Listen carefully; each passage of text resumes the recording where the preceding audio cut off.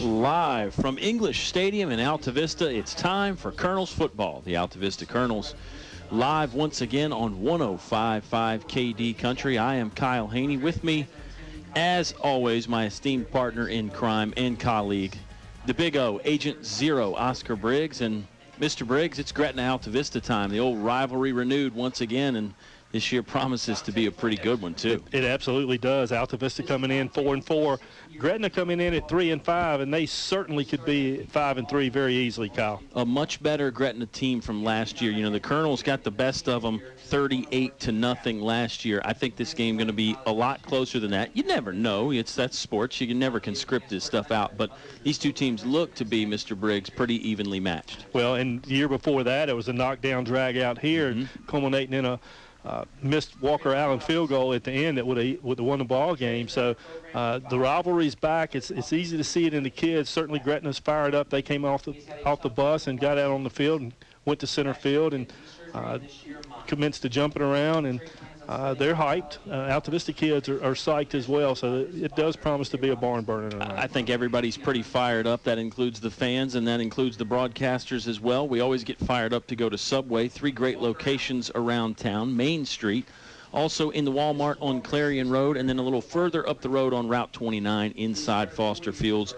You can always eat fresh at Subway. Let's hear from the head coach of the Altavista Colonels. He's got some thoughts about this game, some thoughts about last week, and he's going to talk a little bit about his coaching staff as well. It's the Gretna Hawks. It's the Altavista Colonels. Kickoff about 22 minutes away, and you're going to hear all the action live on 105.5 KD Country. Stay cool in the summer and warm in the winter. Tyree Little's Heating and Cooling, on the ready to keep you comfortable year-round. Locally owned and operated, just a call away, with over 20 years experience. Licensed and bonded, Tyree Little's Heating and Cooling, specializing in heating, air, plumbing, and electrical, any season, anytime. Tyree Little's Heating and Cooling, keeping you cool in the summer and warm in the winter. Give them a call today. Tyree Little's Heating and Cooling, Gretna. Prompt, confidential, professional. A-Town Bail Bonds, 434-401-0253. Local, reliable, available 24/7. A-Town Bail Bonds, 434-401-0253. When a friend or family member is arrested and jailed, call a professional. Call Chip Rourke and A-Town Bail Bonds, 434-401-0253. Get answers. Get help. A-Town Bail Bonds, 434-401-0253. This broadcast is brought to you by the members of the KD Country Sports Club. Chef's Drive-In, where the shake machine is shaking and dozens of flavors to choose from. One Stop Mart, where the gas is cheap, the beverages are cold, and the chicken is kicking. El Cerrito Altavista. Throw on a sombrero, shake your maracas, it's El Cerrito time.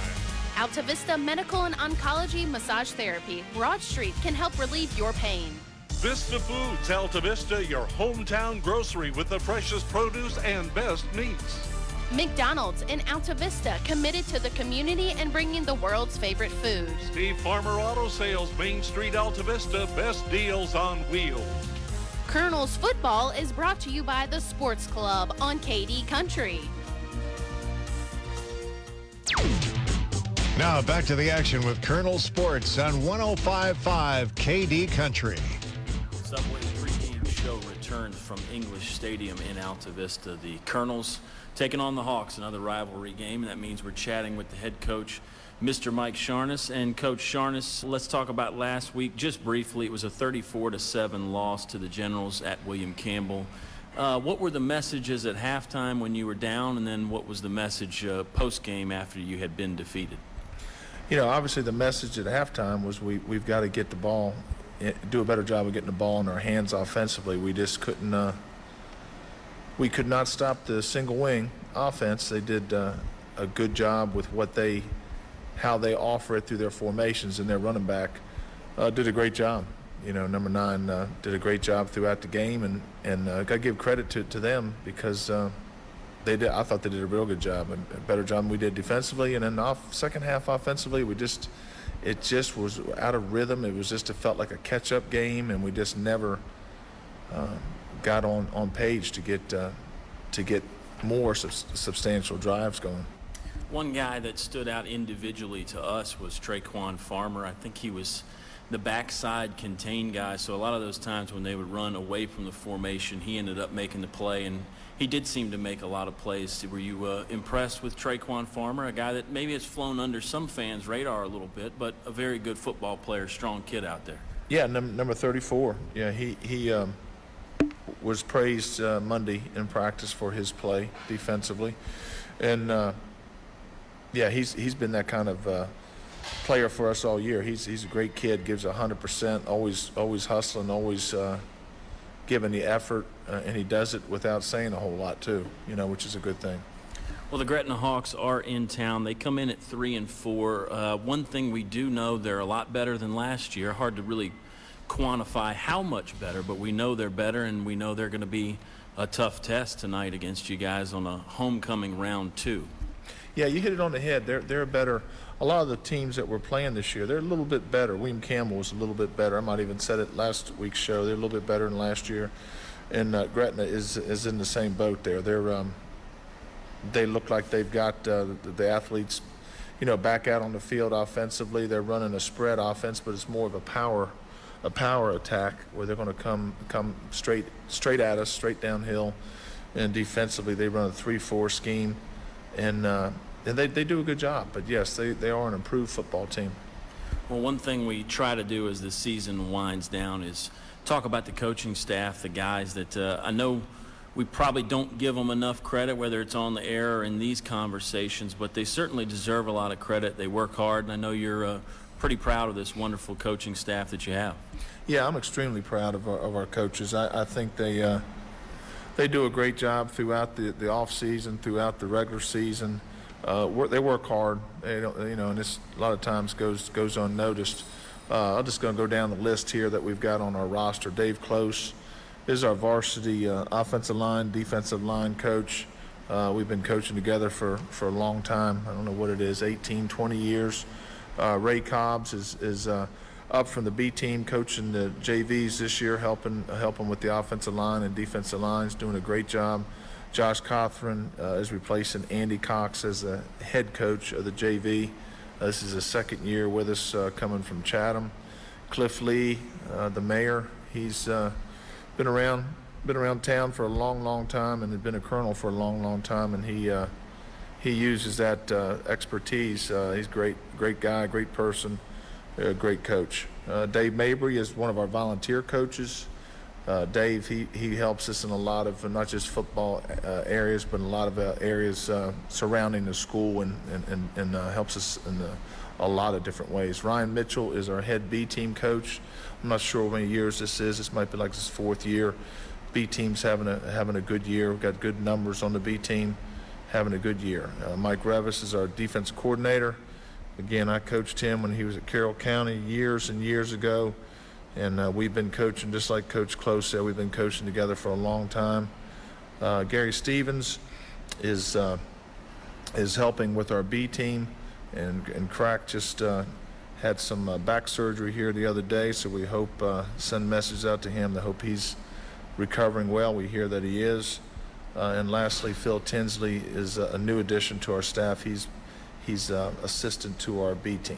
I mentioned before this interview started, I was going to ask you about whether it was assistant coaching days or maybe your days playing at Virginia Tech, maybe it was your high school playing days. Talk about some guys that have really influenced your coaching style and your strategies, and where did Mike Sharness, I guess, evolve from, for a lack of a better way of putting it?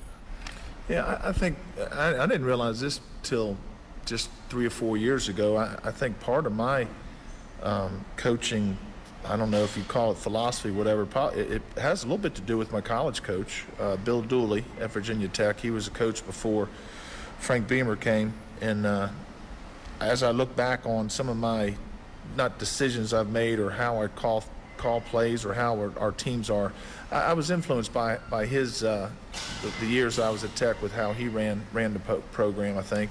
And then high school coaching wise, I coached under Joel Hicks at Pulaski County High School for 5 years, and that program was one of the top programs in the state at that time. They were on, like, when I got there, they were on a 24-game winning streak, and they were a top program in the state, and I learned a whole lot of football there. And my brother coached at Salem High School with Willis White, and my brother and Willis, Coach White, I learned a lot of football from those guys too. Well, great stuff. It certainly shows on Friday nights when the Colonels play. Coach, thanks again. Best of luck to you tonight against the Hawks. Kickoff about 20 minutes away on 105.5 KD Country. Apple Auto Glass is your windshield repair and replacement center in Lynchburg. You get a free car wash with all windshields replaced in the shop. Apple Auto Glass wants the fans to enjoy the boys of fall this high school football season. When I feel that chill, smell that fresh cut grass, I'm back in my helmet, cleats, and shoulder pad. Kings of the school, man, where the boys of fall. Apple Auto Glass salutes the boys of fall. Bank with the local team. Bank of the James on Main Street in Altavista. Stop by our office today to talk with Bobby Walker and his team of local bankers to learn about local banking with Bank of the James. We offer a full line of personal and business banking products and services, including online banking and bill pay, personal and commercial loans and lines of credit, and mortgage loans. Bank with the local team. Bank of the James. Member FDIC, Equal Housing Lender. Installing Atrium vinyl replacement windows is like an investment in your home that can begin to pay dividends right away. You can save up to 30% or more on your home's heating and cooling costs. Add to your home's equity and add to its value by upgrading its looks and energy efficiency. Custom crafted Atrium vinyl replacement windows. Invest in your home's future with English's. English's is your complete home center. Business 29 Altavista. Finch and Finch Funeral and Cremation Service. A family serving family since 1905. Personal, memorable memorial moments, celebrating life and more. Pre-arrangements with confidence, trust and care from our family to yours. Finch and Finch Funeral and Cremation Service. A family serving family since 1905.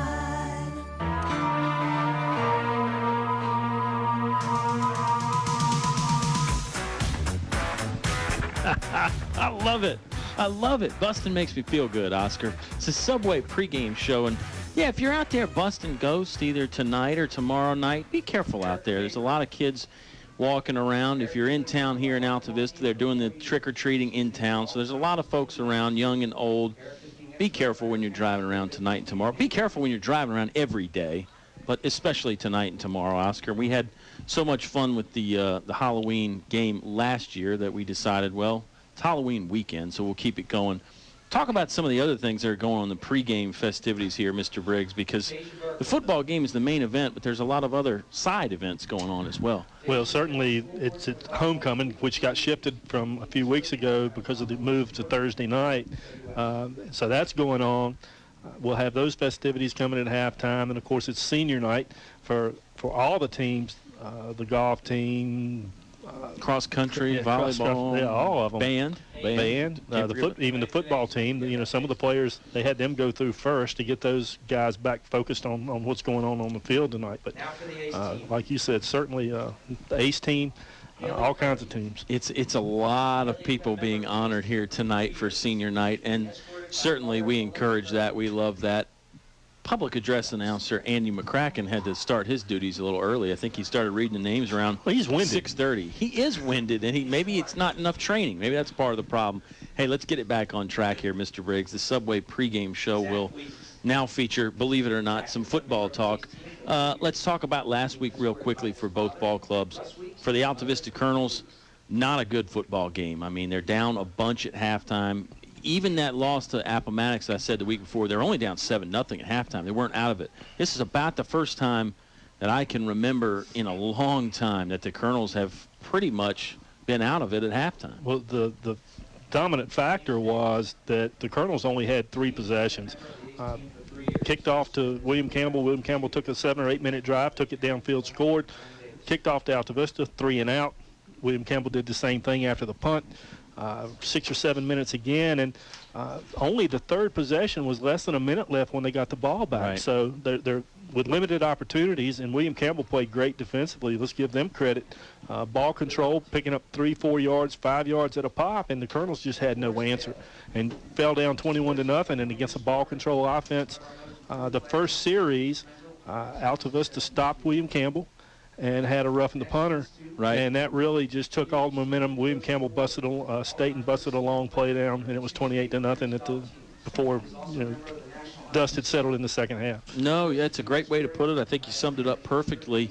It was a very well-played game by William Campbell. I mean, that was the Generals' A game, probably the A-plus game for sure, and the Colonels needed to match that, and unfortunately they weren't able to. On the other side, for the Gretna Hawks, they lost last week as well, but a far different story. They lose 28-26 to the Dan River Wildcats, another one of their rivals, in a game that Gretna led for a little while. Oscar, we were keeping tabs on that as Altavista was playing.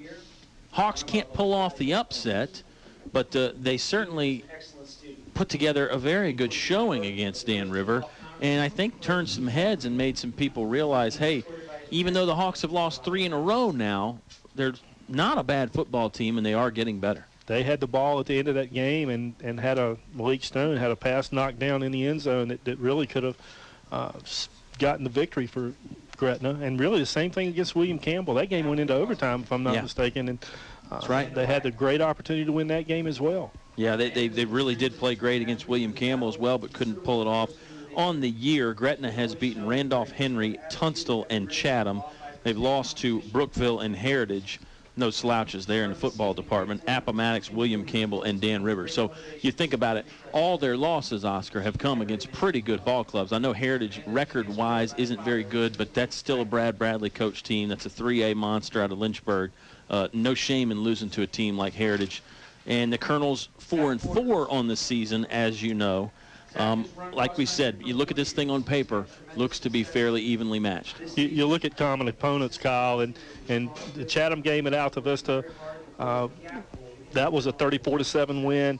Gretna beat Chatham 46-0. Appomattox beat Gretna 34-0.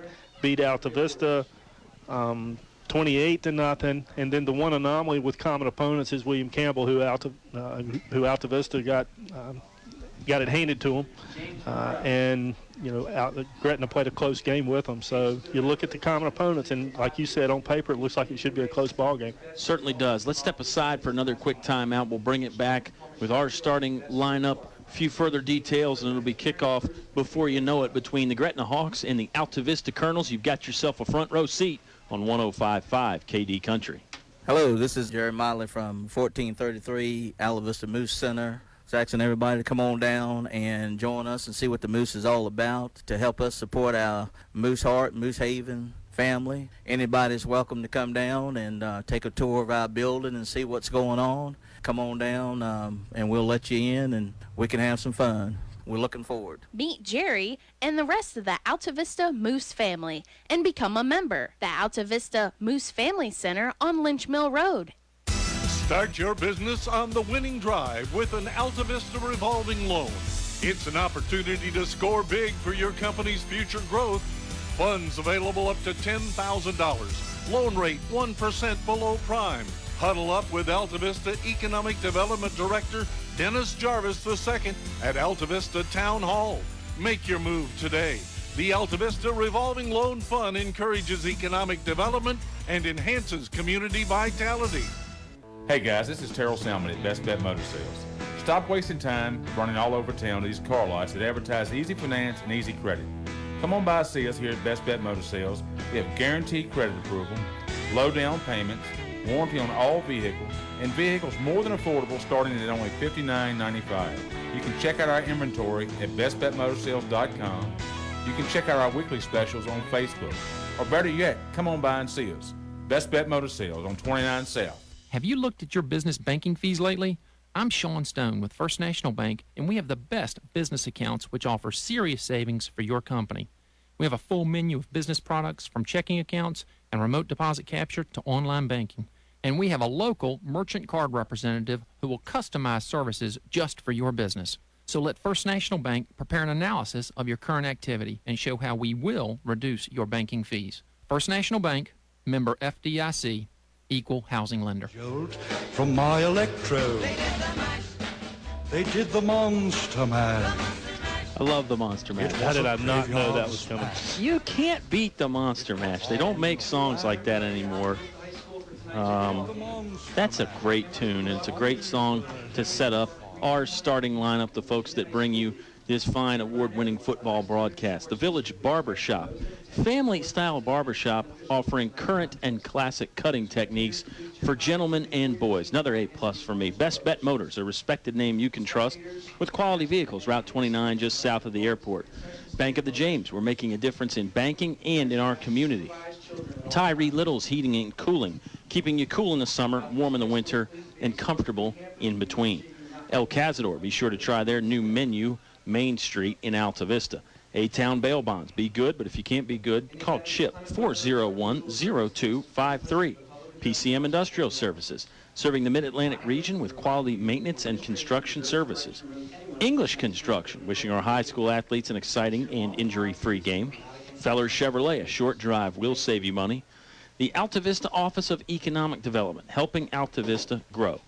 First National Bank, focused on providing an extraordinary customer experience. English is your complete home center, now featuring Carhartt clothing for men. Zaxby's, daringly flavorful, absolutely craveable, Wards Ferry Road in Lynchburg. The Altavista Moose Family Center, bringing communities closer together and celebrating life. Select Air Mechanical and Electrical, your authorized trained dealer. They're online at selectairmechanical.com. Finch & Finch Funeral and Cremation Service, a family serving families since 1905. Apple Auto Glass, mobile service with pickup and delivery, celebrating the boys of fall. Highview Motors, from small to tall, Highview has it all. Of course, streaming online audio brought to you by Chad Rakos, your Allstate agent in Windhurst. Football fans are always in good hands with Allstate agent Chad Rakos.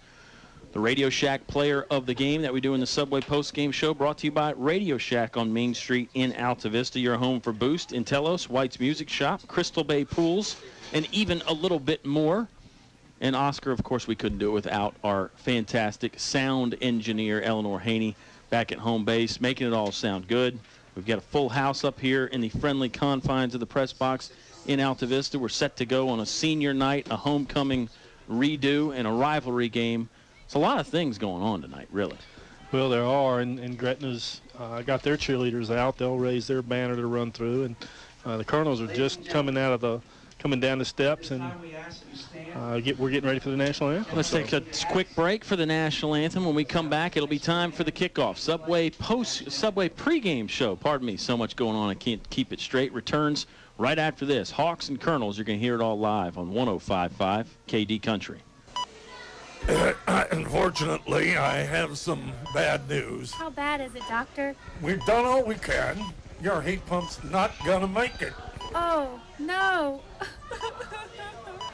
Honey, it's going to be okay. We'll call Select Air Mechanical and Electrical, 332-2600. With over 60 years experience, they'll have us comfortable again in no time. I recommend Select Air to all my patients. Call 332-2600 or visit selectairmechanical.com. They can handle all your home comfort needs, and they're an authorized trained dealer. It's hard to stop a train. Zaxby's, Wards Ferry Road, Lynchburg. Man, that house salad looks good. Dude, it's so good. How about one bite for the road? No. Sharing is caring. No. You can't have any of my salad, bro. Wait, I got it right here. I got $20 in a dream, yeah. Well, that's a hit right there, dude. Thank you. Thanks, dude. The house salad. Grilled chicken atop mixed greens, cucumbers, Roma tomatoes, cheddar and jack cheeses, and fried onions. Served with Texas toast. Zaxby's, indescribably good. The Village Barbershop, an old-school 1960s-style barbershop, offering classic and current cutting techniques for gentlemen and boys. No appointment necessary. Responsible pricing in a clean family environment. Village Barbershop, open Tuesday through Friday, 8 to 6, Saturdays till noon. Stop by and see Danny Barber at Village Barbershop, serving Altavista and surrounding areas from 619 Broad Street. Give them a try. A short drive will save you money. In the market for a new Chevrolet? Fellers Chevrolet. FellersDirect.com. For a huge selection of new Chevrolets and pre-owned vehicles, it's Fellers Chevrolet. FellersDirect.com. FellersDirect.com. Selection. Convenience. Fellers Chevrolet. Fellers Chevrolet. Always open and only a click away. FellersDirect.com. A short drive will save you money. Fellers Chevrolet in Altavista. You try to scream, but Tara, take the sound before you make it. The Thriller, Mr. Michael Jackson himself. This is the Subway pregame show between the Gretna Hawks and the Altavista Colonels on 105.5. And Oscar, believe it or not, the pregame pleasantries have almost come to an end. There's a lot to do there pregame tonight. Boy, there was, and now we're down, getting ready to get down to business. Something that we haven't talked about that was coming out of the William Campbell game is the injury situation for the Colonels. Kyle. We haven't, and we should discuss that. Both running backs, Jonathan Montague and Nelson Dews, as Oscar and I pointed out last week, were banged up on plays, and they both had ankle injuries. And basically tonight, their effectiveness and their availability is still in question. Coach Sharness said they're going to run around out there and try it and see how it goes. And I'm scanning the field right now to see if I can see either of those two guys on the kickoff team. It looks like the Colonels are going to kick to Gretna to start the football game. Nelson Dews is in uniform on the sideline. He is normally on that kickoff team. Johnny's in uniform as well, and he's usually on that team right now. They're one short. Not only on the offensive side of the ball, but Jonathan plays a big part on defense. Nelson's a lockdown corner. So that have to look at that aspect as well. Gretna is a team that can pass and can run. They're a run-first team. Coach Sharness said it's about 75% run, 25% pass. Obviously, that can change on any given night, just like the Colonels. Colonels, I think, like to establish the run, but without your A and B options at running back, maybe Altavista a little more pass-heavy tonight, Oscar. We'll just have to see. Colonels did win the toss and elected to defer. And I had the discussion with more people other than just Coach Sharness. Coach Mabry and I talked about it. Sometimes when you get that bad ankle, you can go straight ahead, no problem. It's the cutting and the turning and the twisting that can be a problem. So it's a possibility that they could maybe run some more of those straight-ahead running plays for each of those two guys when they are in there. Short kick this time by Walker Allen, fielded on the 10-yard line. Return man is number 30, Luke Davis. Davis cuts it up between the hashes. He's across the 20, the 25, thrown down around the 29-yard line as he just ran right into the teeth of the Altavista coverage team, but got a decent return out of it. And the Hawks, actually, they moved this football back to the 28-yard line. Right in the middle of the field is where the Hawks will take over for their first plays from scrimmage. 18-yard return. Hawks are going to set up in a shotgun formation, two backs on either side of the quarterback, one tight end, one split end out there to the wide side of the field. They give it to the big man, DeMonte Haley. Haley is plowing through defenders. Now he'll get shoved backwards right around the line of scrimmage. The first down marker was at the 38-yard line. He looks to be stopped on around the 37-yard line. And when Kyle talks about the big guy, 5'9", 230, he's a big guy. DeMonte Haley kind of emerged a little bit from what Coach Cole Simpson told me in that game last year against Altavista. They hadn't used him much as a running back. He was more of a blocker. Saw the way he was running the ball, and they decided, let's give it to him a little bit more. They're going to give it to Inge this time. That's Ray Inge. He's short of the first down marker, I believe, as the Colonels ate him up over there on the right side. It was an off-tackle play to the short side of the field. Looks like Dante Poindexter and Stephen Farmer were in on that tackle, and he is going to be a little bit short. Brings up third down. The quarterback is Malik Stone. He sits in the middle of those bruising running backs, Ray Inge and DeMonte Haley. Same formation. This time Stone's going to keep it himself, using those two guys as a blocker. He's got a first down on the left side of the offensive line. Good tackle to bring him down by number 15, Jamilion Jones, and also Traquan Farmer.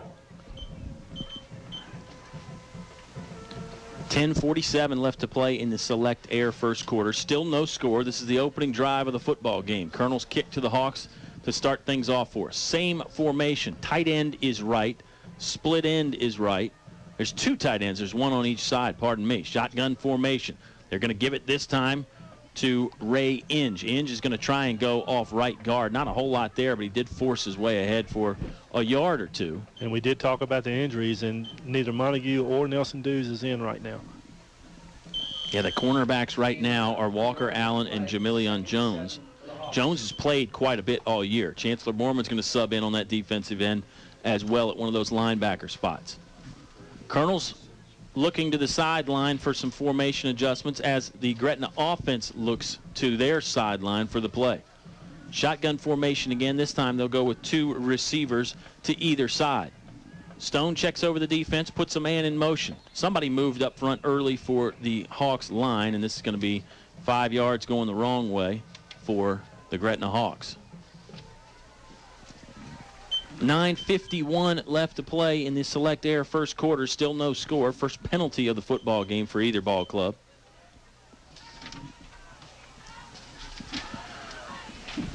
And the clock will continue to turn here from Altavista High School. Gretna in the road white jerseys, blue numbers, yellow pants. Some folks have pink on them. We should mention that there is the pink ribbon on the 50-yard line on both sides for Breast Cancer Awareness Month. And some guys for the Colonels have the pink socks on as well. Shotgun formation, trips receivers to the left. They throw it out there to the left. Ray Inge catches. Design screen play, and he doesn't pick up much, maybe 1 yard. Mateo Malback was in on the play. He's got to be leading the team in tackles. He is. Close to it between he and Dante Poindexter. Dave Mabry told me last night that Mateo Malback is leading this team in tackles as a safety. And my good buddy Brandon Connor said there is no drawback to Mateo Malback. That was his new nickname there. I said, that sounds like a campaign slogan. Maybe we need to get Mateo to run for office when he turns of age. 3 receivers to the wide side of the field. It's a 3rd and 10 formation for the Gretna Hawks. Rollout play here by Malik Stone. Stone wants to pass. He's throwing down the middle. Malback is there in coverage. Did he knock it away? Yes, he did. Good job by the aforementioned Mateo Malback to knock away the long 3rd down pass, and it looks like a punting situation on 4th and 10 for the Gretna Hawks. And we know from past games that Gretna has no trouble throwing the ball long. Malik Stone's got a very nice arm. They like to throw the ball long in those situations and take their chances. Nice closing move by Mateo. He was about 3 steps off the play and was able to get up under and deflect the ball away. And he didn't get there too early, so it was a nice, well-timed football play. Andrew Williams is the punter for the Gretna Hawks. Mateo Malback to return for the Altavista Colonels. Snap is back. Rush was decent. This is a booming kick that Mateo will field on the 20. Mishandled it momentarily, but picks it up. Now tries to cut it back inside, angling to his right towards the middle of the field, and he does get some good yards out to the 31-yard line in Colonel territory. That's where they will take over for their first offensive series of the game. 8:33 left to play in the first. He was brought down by Eddie Perkins, number 33 for Gretna, and he just bulldogged him. Mateo's been chomping at the bit to get those punt returns, though. Mishandled it a little bit early, but was able to recover and get some positive yardage out of it. And was smart enough to know how much time he had based on where the coverage team from Gretna was, and he did get a decent little return out of it. It looks like Nelson Dews is in the backfield as a running back. Jacob Adams, the quarterback, getting everybody set on the offensive side. 1 blocking back, 3 receivers, and then, as I mentioned, Nelson Dews on the right hip of Jacob Adams. They give it to Dews first play, and he's got some room. He went off left tackle there following a pulling guard. Dragged down about 5 yards past the line of scrimmage. Good opening carry there for Nelly, and it's nice to see that he appears to be running on all full cylinders. I would beg to differ that he's running on. You don't think so? No, he looked about 80%, but hey, an 80% Nelson Dews is not a bad option. Not bad at all. He looked a little cautious to me. The offensive line did a nice job blowing that hole open, and he looked a little cautious. But, you know, as he gets loose, that may go away.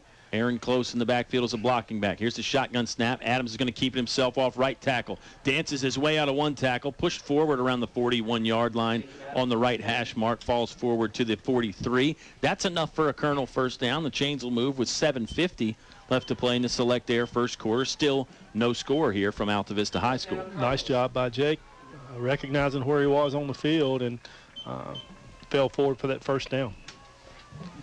Colonels look to the sideline for their next offensive play. They're in the home orange jerseys, white pants. Colonels have a lot of different combinations they can do with the uniforms. They're like the Oakland A's of the 1970s.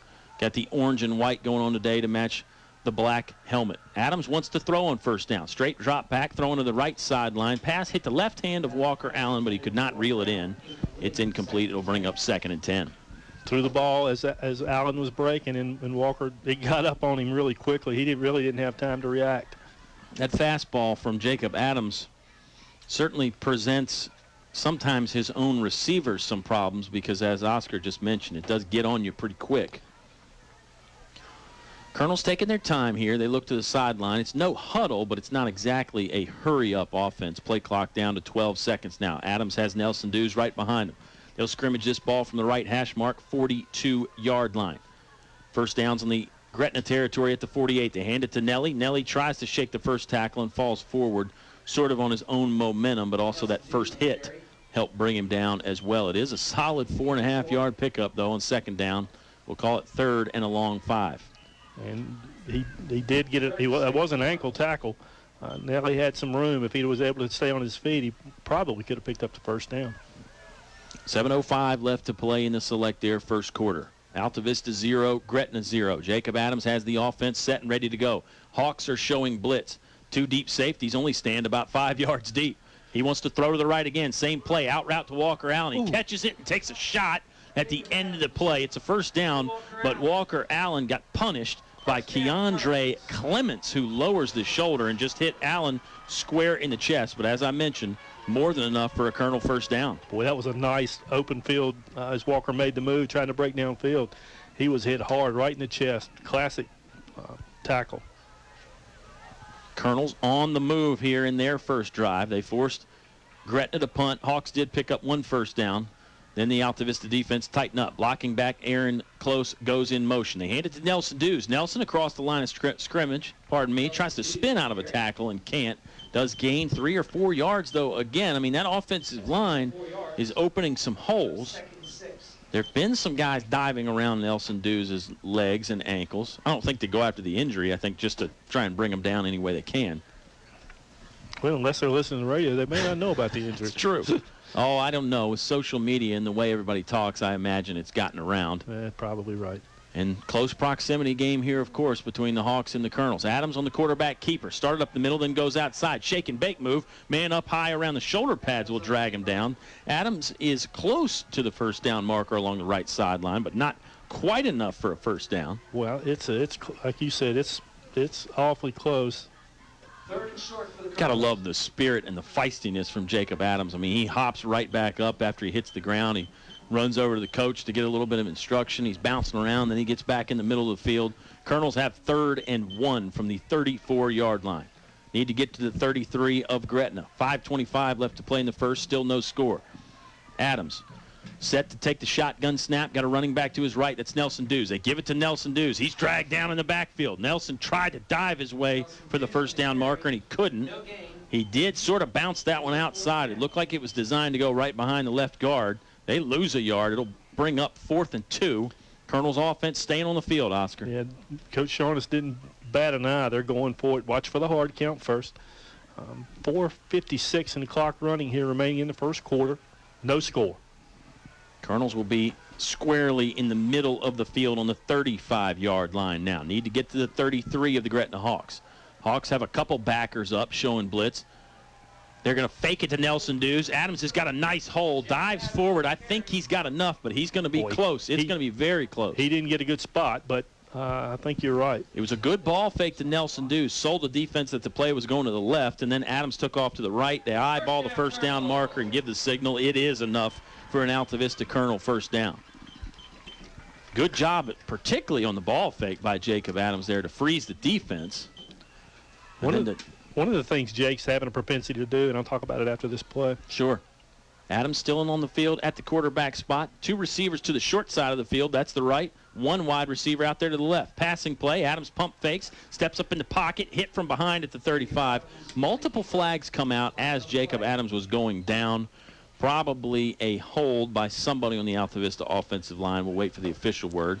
What were you going to say about the young sophomore quarterback? Well, when you watch him when he bounces outside, a lot of times he comes diagonally backwards 3 or 4 yards, and it's bit him several times this year. Face mask against Gretna. Wow, face mask. It looked like it was in the area of the hold, and there were 2 or 3 flags that came flying in, and that's usually the call, but looks like it's a 5-yard variety. So it'll actually end up being a gain for the Alta Vista Colonels on first down. We'll call it a 3-yard pickup. Should be 2nd and 7 when they change the stick over. 4:08 left to play in the Select Air first quarter.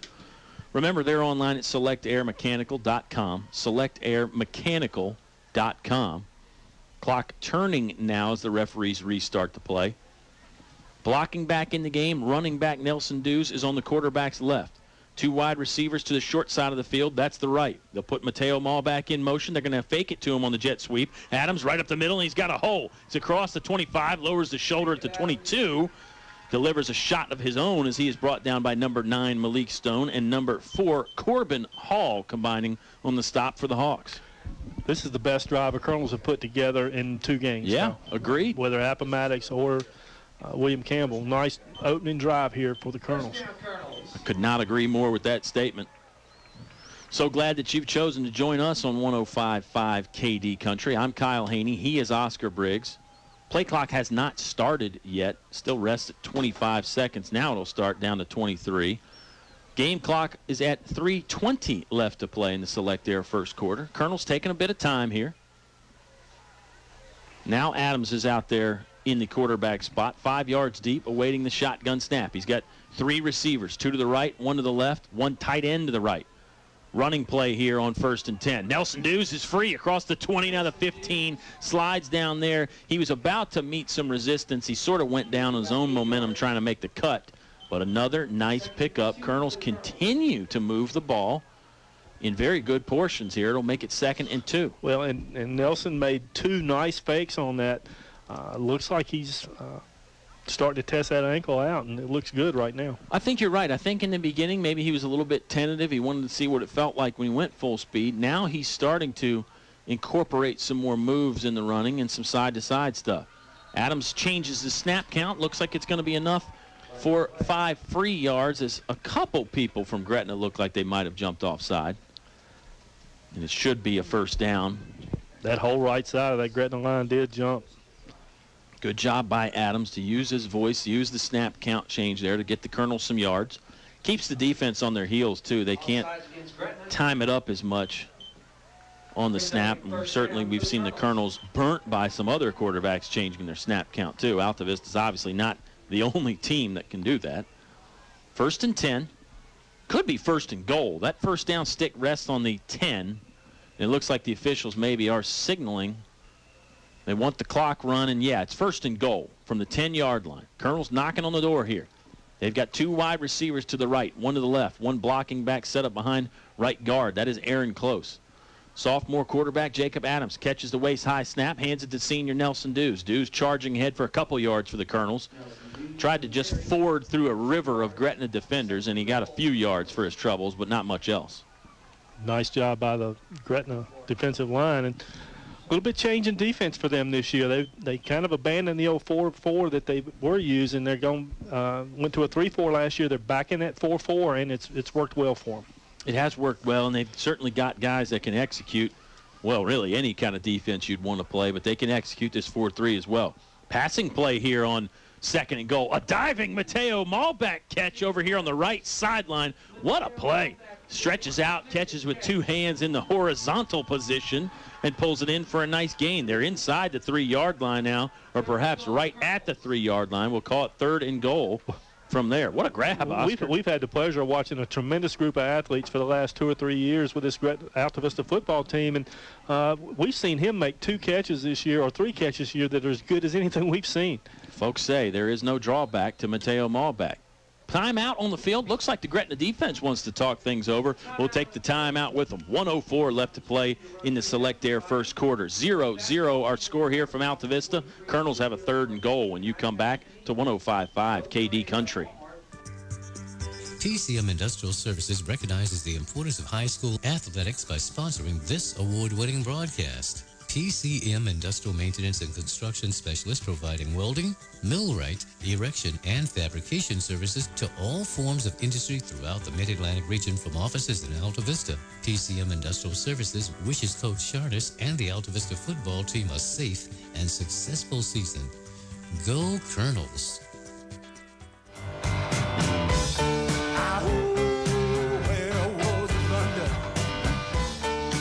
Hope you don't run into any werewolves either tonight or tomorrow. Zevon. Gotta love one, it. Zevon. We're having fun here. We always do. We always do. Colonels would be having some more fun if they could punch this one in here on a 3rd and goal. What's the play call, you think, Oscar? I think I don't know. You might get Jake Adams out on the edge a little bit, a little rollout option where he's got the opportunity to either tuck it and run or flip a little pass. Yeah, I think that's a great play when teams will run that run-pass option with an athletic quarterback like Jacob Adams. Blocking back still in the game. 2 receivers to the right, 1 to the left. They fake it to Jonathan Montague. Adams sidesteps the first tackler, hits his own man, and then a couple Gretna tacklers. It was number 5, Chris Hall, in on the stop, along with number 16, Austin Kuhn. Not enough for the touchdown. It looks like the Colonels are going to trot out Walker Allen to try what would be not much more than an extra point type of field goal. I think the football is resting on the 3, so this is exactly an extra point. Comes from the right hash mark, though. I don't know that is going to give Walker too much problem. Snap is back. Hold is good. Kick is sideways and a little wobbly, but he does skirt it through the post. 3-0. Colonels on top after a Walker Allen field goal. 25 seconds left to play in the first quarter on 105.5 KD Country. English Construction Company has been in the building business since 1909, so it's only natural that they appreciate the building process. They recognize the fact that organized sports programs build character as well as bodies and minds. They know that high school sports build our youth into more well-rounded and more productive adults. English Construction Company is proud to be a sponsor of high school sports and salute all athletes, coaches, and teachers. A word of praise and encouragement from English Construction Company with offices in Lynchburg.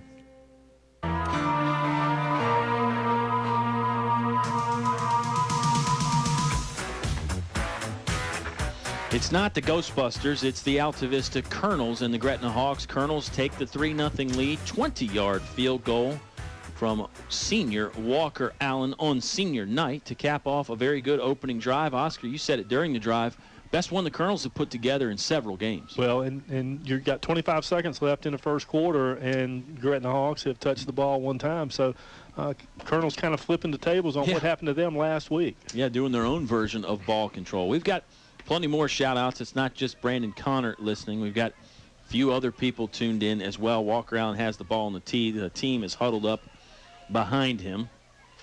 Certainly a lot of folks in attendance, but we know there's a bunch of people listening as well. Gretna side is probably 75, 80% full. And as always, there's some Gretna fans lined up around the fence. Yep, around the fences, some still filing in. And as we mentioned, hope you're being careful when you drive around town or wherever you are. Bouncing kick will get fielded on the 10-yard line. This is big man Chris Hall around the right side towards the right sideline on the return. He's across the 30, stopped around the 33-yard line right there in front of the Gretna bench. 19.4 seconds remain in the Select Air first quarter. Again, it's a 3-0 Colonel advantage after the Walker Allen field goal. And Altavista can't rest either because Gretna does have big play capability. They've got the big running backs who can just ground out yardage and do the old 3 yards in a cloud of dust, but they certainly have big play ability as well. You're absolutely right. 3 wide receivers to the wide side of the field. 1 lone wide out is to the top side, the short side of the field. Running play here on first down. This is a big hole. Running back for the Gretna Hawks is charging across the 50, the 45, now the 40. It is Jaquan Logan on the carry. Jaquan Logan, pardon me. And he is another big type of running back. The Hawks just seem to have these guys coming out of the woodwork. Big gain on first down, Oscar. Ripped off 47 yards, and we just talked about it. They do have big play capability. As they move this, get the chain set, the clock will stop, and that'll be the end of the quarter, Kyle. I think the Hawks are going to let the quarter run out. No interest in running another play here, and we have played 1 from English Stadium. Colonels 3, Hawks 0. Second quarter on the way when you come back to 105.5 KD Country. Good food, low prices, and great service keep customers coming back for more day after day at El Cazador Mexican Restaurant in Altavista. El Cazador is now open all afternoon, so you can come by anytime, any day, 11 a.m. till 10 p.m. El Cazador Mexican Restaurant, a great place to unwind and relax with friends. Open 7 days a week, Main Street, Altavista. El Cazador thanks you for your business. Jolt from my electro. They did the Monster Mash. Still can't beat the old Monster Mash. Select Air second quarter about to get underway here on a Halloween Eve football game. Homecoming game as well, homecoming part 2. And not only that, it's senior night. A lot going on tonight if you joined us late. And we are glad that you have joined us here from English Stadium, Altavista High School. They switch sides. Hawks are now going left to right here to start the second quarter. Stacked receivers out on both sides. Running play on first down for the Gretna Hawks. This is Andres Diaz-Escura, first man in on the stop for the Altavista Colonels. He drags the ball carrier down 4 yards past the line of scrimmage. It was that time number 19, DeMonte Haley, on the carry for the 3.5 or 4 yard pickup. 11:38 left to play in the Select Air second quarter. 3-0, Colonels advantage. Gretna driving here on their second possession of the football game. 2 receivers to each side, and they're stacked up one behind the other. Running play here for number 5. Chris Hall is in there at the quarterback spot. He tries off left tackle and gets a good sizable gain close to the first down marker. Not quite there, and it'll bring up third, and we'll say a long 1. And that Gretna offensive line starting to impose its will on the Colonels as well. They're a big offensive line. They're bruising. They like to run the football first, as we mentioned in the Subway pregame show. Seeing that prediction come to fruition right here. Chris Hall looks like he's still in there at the quarterback spot. Got a blocking back and a running back to his right. He's going to follow them in the hole. Got stacked up right at the first down marker, which was the 25, and just pushes ahead for a little bit extra, enough for a Gretna Hawk first down. They move the sticks with 10:45 left to play in the half. There's a lot going on. I've even got a wager with the T-shirt gun guy that he can't get up to the press box. Well, you're certainly trying to get it. It hit right here to the left of Oscar Briggs. Briggs could not pull it in, not for lack of effort. A lot of fun happening in the press box, out of the press box, and as we mentioned, the main event is on the field. Officials stop play here. Think they're going to talk things over. Now they'll wind the clock and get it started again. Looks like it's still Chris Hall in there at quarterback. They employed Malik Stone the first drive. Now it's Hall. He's got backs to his right. He'll hand it off to number 21. That's Jaquan Logan. Logan this time stacked up. Nothing doing right at the line of scrimmage. Thrown backwards by number 34, Traquan Farmer. Yeah, you talked about Traquan with Coach Sharness and got some accolades Monday for his performance last week and stepped up big right there. 2nd and 10. Good job by Traquan Farmer over there on that defensive end linebacker spot, whatever you want to call it. He's the outside contained man more often than not. Hawks are subbing some players in. They look over to the sideline for their next play call. Clock turning here with 9:45 left to play in the first half. 2 receivers to each side for the Gretna Hawks. They'll snap this ball in Altavista territory. Roll out play. Malik Stone back in there at quarterback. Throws to his left. Caught on the left sideline, then slung out of bounds by Mateo Malback. It was number 20, Ray Inge, on the grab. Nice job by Stone and Inge to hook up for a first down gain. Boy, and Inge is his favorite target. Nice job by Mateo Malback on the coverage there, but better job by Malik Stone being patient and rolling out and letting Inge get open for that little 10-yard throw and catch. Malik Stone really did let that play develop nicely. He is a 5'7", 150-pound junior. Looks like he's still in there at the quarterback spot. Going to hand it off this time to one of those big bruising running backs. I think it is Inge again. No, it's DeMonte Haley that time on the carry. 4-yard gain off right tackle there. Again, there's a good surge up front by the Gretna line. There's not always a hole, but they're certainly getting a push and a surge, and that is helping create a hole for the running backs for the Hawks. And Coach Sharness has seen enough. He's putting the beef in up front with Kagan Cox, Brumfield, and Tevin Pierman. Ray Inge is lined up behind right tackle as a blocking back, more of a receiver in this bunch formation now for the Hawks to the right side. Stone's going to run that way. No, that is Malik Stone. Tries a spin move as he cuts back against the grain, angled to his left. Not a huge gain there, but a yard pickup. As he wanted to go outside, got turned back to the inside. Then he used that spin move to try and avoid some defenders. Brings up 3rd and 5. 8:20 left to play in the half. Colonel's defense could really use a stop here, but I have a feeling the Hawks might go for it. Yeah, I think you're right. I think they're probably in 2-down territory. Colonel crowd trying to get the defense pumped up, trying to let the boys know they're behind them. Hawks are taking some time getting this play in. Still got 10 seconds left on the play clock, but they didn't appear real organized. Now they're set to go. Malik Stone has a running back to his left. He's set to take the shotgun snap. Fakes it, keeps it himself, going off left tackle. He's across the first down marker. I don't think he's quite in the end zone. First down marker was on the 1.5-yard line. He might even be short of that. They may spot this ball just a hair short. Let's see what the referees say. First down? Yep. First and goal from about the 1-yard line, 1.5-yard line. Hawks are going to try and punch it in here. Colonel's defense now has the unenviable task of trying to keep a power running offense out from 1 yard. First and goal. Here comes the snap. They give it to Chris Hall. Hall diving forward. Does he have enough? Yes, he does. He breaks the plane, and the Hawks have 6. Colonel's 3. Extra point on the way. Another nice long drive by the Gretna Hawks, something they've done a lot this year. They haven't capped them all off with points, but they get 6 here. Their first possession of the second quarter. They only ran 4 or 5 plays in the first quarter. Extra point on the way. It's Hall to hold.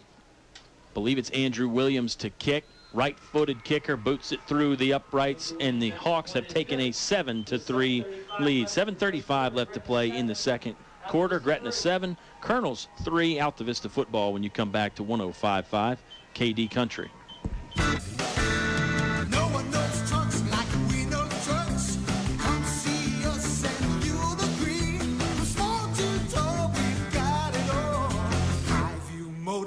GMC.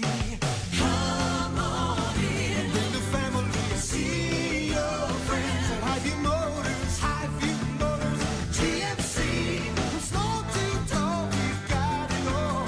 Highview Motors, GMC. Almost stopped your heart. You try to scream, but terror takes the sound before. Colonels break the sideline huddle and get ready to come out and return a Gretna kickoff. Nice drive by the Gretna Hawks, and they cap it off with a touchdown and the extra point, Oscar. Interesting, over the first part of the first quarter and into the second quarter, Jonathan Montague has been lobbying to get on the field, and you can see he wants to get out there some kind of fierce, and I think Coach Shaughness has finally said, fine, you want to go, go. I think I recall him being in on one play. And maybe that was much like the Nelson Dews situation. Maybe he just needed to test it a bit and see how it felt. And now you're right. He has been jonesing to get in over there on that sideline. So Johnny on the spot is going to be Johnny right now. Montague in the football game. Hawks set to kick off. It's Andrew Williams doing the honor. He will boot it short. Going to land on the far sideline and go out of bounds around the 25-yard line. Colonels can make him re-kick it, or they can take the penalty and start on their own 35-yard line. Looks like that's what they're going to do. 7:35 left to play in the Select Air second quarter. 7-3. Gretna Hawks on top. Interesting. With the officials, one of the officials, Tracy Bradner, steps in and says that's right. It's 35-yard line. Ball to be spot on the 35-yard line. First and 10 for the Colonel's offense returns to the field with number 2, Jonathan Montague. Maybe the Montague and Malback brother connection listening right now down at UVA-wise. That would be Donovan and Michi. And it's the younger version on the field right now for the Colonels. They'll hand it off to the Deuce. Johnny Montague going to just push his way ahead across the 40-yard line, falling forward to the 44. He had a good convoy of blockers in front of him, just put his hand on their back and kind of drove them down the field as he went right behind him. That was Terrell Robinson. That he was just, like you said, he just put his hand on his back and just rode him downfield. Pickup of 8. Good to see Johnny out. Kagan Cox and Stephen Farmer on that left side blocking effectively as well. Colonels will snap this one, left hash mark on their own 43-yard line. It's a 2nd and 2 situation. Montague still in the game. He's resting on Adams' left hip. Jacob wants to throw. Diving grab again by Mateo Malback. Yes, he did. Mateo Malback laying out. Second time tonight he's gone horizontal with the ground to catch a bullet pass from Jacob Adams. And, boy, he's making Adams look good. What a play by Mateo Malback. And if Michi is listening, you need to turn in WSET Football Friday if they're in the house, you're going to see some highlights from your little brother that you might have to take it up a notch. Outstanding play right there. It's enough for a Colonel's first down, too. They're on the Gretna 49-yard line now. Here comes the shotgun snap. Adams catches chest high. They're going to run behind the blocking back, Dante Poindexter. Montague charging ahead for a short gain, 2.5 yards, maybe 3 yards. We'll call it 2nd and 7. 6:23 left to play in the half. It's a 7-3 Hawk lead. Little shoving extracurricular activity after that play. Ball number 55 from Gretna, Tyreek Kelly, 6'5", 300-pound junior. He's a big kid. Not exactly the guy I want to No, me neither. It's a rivalry game, though. Hawks and Colonels. Got to expect a little bit of that. These guys are fired up. 2nd and 7. Adams is going to keep it himself. Off right tackle. Had a hole and an ankle tackle there by number 52, Khalil Witcher-Heyman. Probably saves a big chunk of yards. It may have even saved a touchdown, in fact. And look at Adams just hop right back up, get in the quarterback spot. He wants to go. Well, Colonels do want to run a hurry-up play now. Sure do. They don't want to give Gretna any opportunity. 3rd and 2, we'll call it. Watch for the hard count here. Adams barking out some signals. They do change the snap count and go a little longer. Same play. Adams off right tackle, and he is gone this time across the 25. Angles back to his right across the 15. Falls down and tackled around the 10-yard line. What a run by Jacob Adams. Big hole on the right side, too, and Adams did the rest. Well, it was Johnny Montague that led through and really popped the block that freed Jake. So great job by Johnny. I thought Jake was going to be able to get to the end zone, but nice pursuit by Gretna, not giving up on the play. Hawks closed well. Adams did a nice move about 20 yards downfield to pick up an extra 10 or 15 yards. 1st and goal for the Colonels from the 7. Adams trying to catch his breath just a little bit. He and Montague have a little discussion. Montague going to set up on the right shoulder of Jacob Adams. Adams looks over the defense. Going to hand it off to Jonathan Montague. Montague turns it up inside. Dives for the end zone. Does he have enough? They're going to mark him 1 yard short. Jonathan Montague had a nice hole off left tackle. Then he cut it back to the inside, right up the gut. Dove forward. Tried to lay out towards the end zone. We'll call it 2nd and goal from the 1 yard line now. Nice cutback by Jonathan. He looks good. He does. He does. He looks like he's running well. Looks like he's pretty much at 100%. We'll see what happens as the game goes on. Same formation. 2 receivers to the right, 1 to the left. 1 blocking back. Adams going to call his own number. Keeps it himself. Bumped in the backfield. Kept his feet. Got it back to the line of scrimmage, but not in the end zone as the Gretna defense was swarming. 3rd and goal from the 1 yard line now. Colonels had this situation earlier, and Gretna called a timeout and ended up stopping them on 3rd and goal. And with 4:20 remaining here in the 2nd quarter, 2-down territory for me. Yeah, I don't know that it would kill the Colonels to kick a field goal here, settle for a field goal, but maybe to seize some momentum and certainly the way you've been moving the football, you might be right. Might be worth going for it. Let's see what happens on 3rd and goal, though. Giving it to Montague. Stacked up behind the line of scrimmage and thrown backwards. This is a loss of at least 1. Just ran into a wall of his own men and Gretna defenders. 4th and goal again. And it looks like Colonel's offense staying intact. Maybe they are going to go for this one, Oscar. They are. Coach Sharn is signaling in the offensive plays. Colonels are going to go for it here. 4th and goal from the 2. I like the call, Kyle. I don't think you can blame them for going for it either. 3.5 minutes left to play in the half. 7-3. Hawks on top right now. Dante Poindexter, the blocking back, still in the game. Adams is going to roll to his left. Wanted to throw initially. Now he does throw. Heaves it up for Malbeck. Malbeck catches. Took some contact at the goal line. Referee signals incomplete. That ball might have hit the ground as Mateo Malbeck was falling down on the leaping grab. Hawks will take over on downs on their own 2 yard line. Good stop by the Hawks D. Really, really nice job defensively, clogging up that middle and then taking away that play that I thought that Mateo I actually was going to bring it down. I don't even know if he'd have brought it down with a catch. It looked like he was going to be a little bit short. Yeah, it was good coverage, and you're right. I think as he leapt up, he might have been a little short based on where he came down. Can't fault anybody from the Colonels, though. Here we go, shotgun formation. Quarterback keeper here on 1st down for the Gretna Hawks. They have got a good convoy of blocking on the right side, and they've raced it all the way out past the 10-yard line, right around the 11. It should bring up about 2nd and 1. That was Chris Hall in there at quarterback that time on the carry. and they'll go into their hurry-up mode. And they don't mind running. We mentioned Tariq Kelly before, 6'5", 300 pounds. They certainly don't mind running behind him.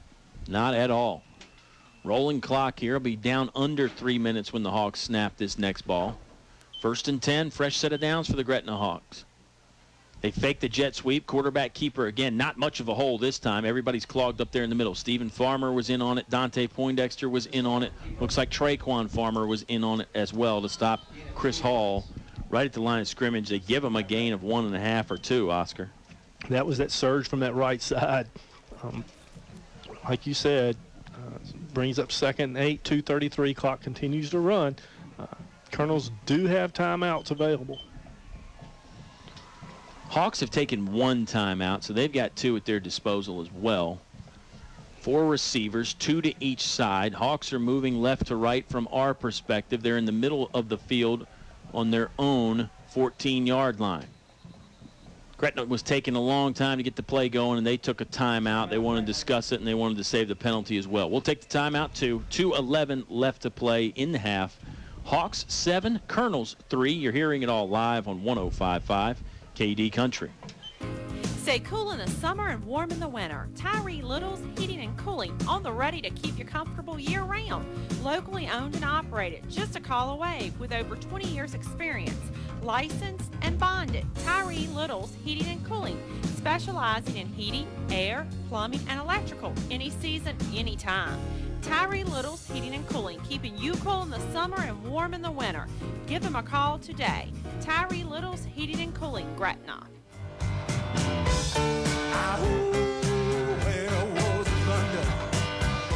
Werewolves in Altavista, Hawks and Colonels in Altavista as well. Gretna on top, 7-3 right now.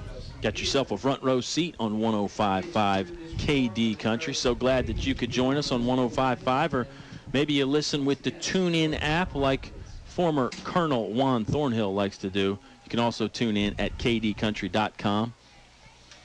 Hawks fans can tune in too. We're just grateful to have any high school sports fans listening. Music fans can tune in too. The Real Country will be back after we finish this football game.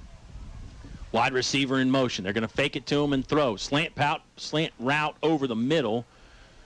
Thought the Colonels broke it up, but I think they're going to give the catch to number 23, Jason Trent. Jason Trent on the grab. Not quite a first down. Will bring up 3rd and 1 for the Hawks. Good call, Kyle. It is a little bit short. Trent still out there on the field. 2 receivers to each side again. Hawks are on the left hash mark now on their own 21-yard line. Quarterback keeper Stone is not going to get there. Yes, he is. Wow. He broke free out of a pile of 3 or 4 Colonel defenders. Stephen Farmer thought he had him stopped dead in his tracks. Andres Diaz-Escurra was there as well. And somehow, it was Chris Hall, not Stone. Hall just squirms his way in and out of the defense for a first down. Yeah, that was huge. He was stopped about 2 yards behind the line of scrimmage. It looked like he got back to the line of scrimmage and was stopped again, but they continued to surge and drive his legs and ended up picking about 6 or 7 on that play. Fresh set of downs for the Gretna Hawks. Colonel's defense not showing blitz right now. They do bring a couple outside backers. Running play here for the Gretna Hawks. This one's really not going anywhere. Stopped in the backfield. Good swarming Altavista defensive line there. Shut that play down early. 1:20 left to play in the half. Got to keep an eye on that clock. The Hawks down to 1 timeout. Yeah, that was McClure, and actually Escara on the blitz made contact as well. Hawks taking their time. They don't really appear to be in any rush. Maybe scoring before the halftime break is not high on their priority list. Certainly not turning the ball back over to the Altavista Colonels has to be the highest thing on the list. Passing play here on 2nd and 10. Straight drop back, heaving down the near sideline. Colonels are in coverage. That's Jamilion Jones. He's got a pick. He stayed on his feet, too. I thought he slipped down to the turf. Now he's 15-yard penalty on top of it. At the 45, yeah. Jamilion Jones on the interception. It looked like he slid down and hit the turf, but the referee did not blow a whistle. Jones took off up the far sideline, and then he got clotheslined at the end of the play. And Jones was in great position. He was playing the receiver position on that play all the way. Great job by Jones, and I don't know how he kept from going down. I don't either, and Colonels may have gotten away with one there, but they got about 10 yards on the interception return, and then as Oscar said, they're going to get 15 more on the penalty. At 15, the official was within 5 yards of that play. He was dead on top of it, and he never flinched. You're right. He was engaged and called that as a catch and not down by contact and kept going. That's the Colonel's defense 10th interception on the year. Malback has 4, Allen has 4, Matt Aiken has 1, now Jones has 1. Colonel's offense has 45.9 seconds left to operate. Roll out pass to the left. They're going to swing it out, caught by Chancellor Mormon. Mormon cuts it back inside, not going anywhere. Tried a few dance moves around the 40-yard line. Didn't free him up any at all. That's no gain, and the Colonels are going to take a timeout. Let's take the timeout with them. 33.2 seconds left. Colonels have the football. They trail 7-3 to the Gretna Hawks on 105.5 KD Country. Prompt, confidential, professional, A-Town bail bonds, 434-401-0253. Local, reliable, available 24/7. A-Town bail bonds, 434-401-0253. When a friend or family member is arrested and jailed, call a professional. Call Chip Rourke and A-Town bail bonds, 434-401-0253. Get answers, get help. A-Town bail bonds, 434-401-0253.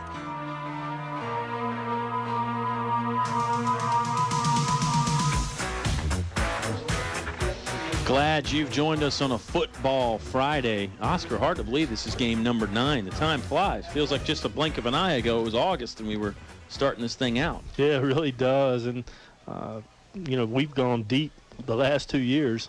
We've gone 14 and 15 games into the season, so it does fly by. It does. We'll see what happens this year. Colonels really could use a win to secure their playoff spot. They might be able to get in if they lose these last 2 games. You wouldn't feel good about going into the playoffs on a 4-game losing streak, though, not at all. So Mike Sharness and his crew have that in the back of their minds as well. They are making a clock adjustment. Set on 33.2 right now. Our wonderful clock operator in the booth with us tonight is none other than Mr. Robert Duff. The man can do it all. He's done some PA work this year, Oscar. He's probably capable of filling either of our shoes on the broadcasting end of things, and he's an all-around nice guy. Passing play on 2nd and long. Adams hit as he's thrown. They're going to throw a flag. They're going to get Chris Hall for roughing the passer. Hall throws his hands up. He can't really believe it. Adams took a good shot, went to the ground, hopped right back up. They're going to give Walker Allen credit for the catch over there on the far sideline, right around the 32-yard line. Personal foul is against Gretna. I don't know what to make on that. I mean, Chris Hall's playing hard. I don't really fault him for the hit he delivered. Certainly that's one, if you see a guy do it on Sundays, you get the flag. You don't see it as much on Fridays because they let the guys play a little bit more. They want to protect those pretty faces of Tom Brady and Aaron Rodgers and Peyton Manning. Yeah, and that's huge because that 15 yards is on the end of the play. If Walker Allen doesn't make that catch, it's just they are down at the 15, 16-yard line with 30.9 seconds left. They're in business now. It's real big. Colonels have 2 timeouts at their disposal as well. 1st and 10 from the 16-yard line. Colonels on the far hash mark, working right to left. They jumped. This is going to be an offside penalty on the Altavista Colonels, a legal procedure, whatever you want the term to be. It's 5 yards against Altavista, and we'll call it 1st and 15 now. And that's I'm trying to see, I think it was Chancellor Mormon, and that's the second mental mistake he's made on this little drive here. Yeah, he was out there, slot receiver on the far side. And that causes the Colonels to have to use a timeout, and that's just not good. Yeah, the clock started back up. Colonels take the timeout. We got into this one just a little bit late, so let's keep it here, Oscar. Let's talk about this situation a little bit more. Colonels are going to be on their 21-yard line of the Gretna Hawks. It's a first down. I'm not sure the downs matter right now because there's 15.9 seconds left. You got 1 timeout, so you figure you have 2 plays, basically. Now, one of those plays might be a Walker Allen field goal. It's hard to say. What's your take on the situation? What do you like to do here, maybe? Well, you do have the center of the field. You can throw it across the middle. You don't have to worry about that because you do have time. Colonels had this exact situation in Chatham. Right. And had a play with 4 seconds left, and they were inside the 5-yard line then, and or 10-yard line, and Jake Adams took a sack.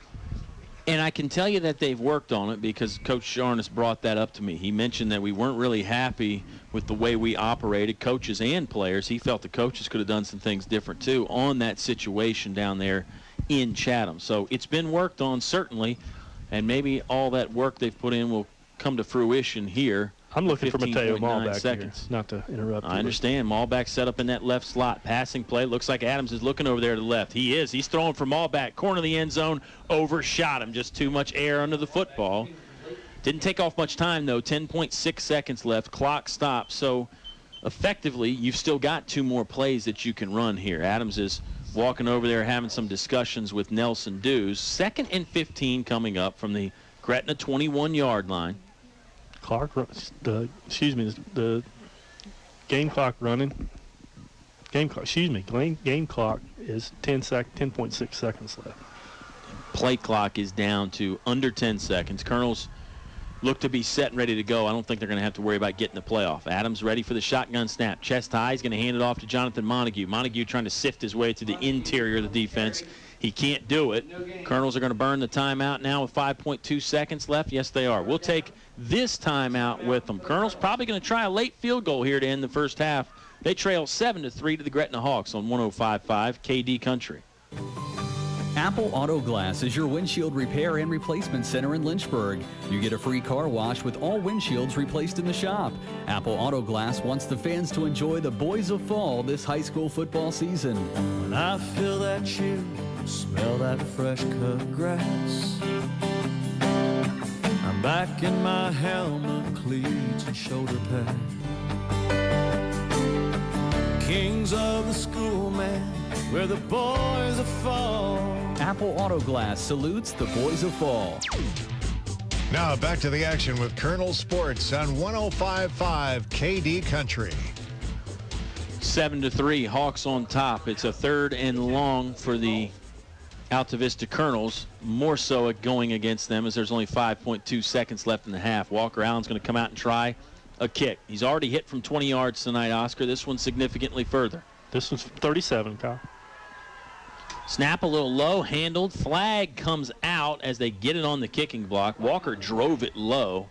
Looked like it went inside the uprights. Let's see who the penalty is on. It's on Altavista. Illegal procedure, false start. Somebody wasn't set, so now goes from a 37-yard kick to a 42-yard kick. Colonels are still going to try it.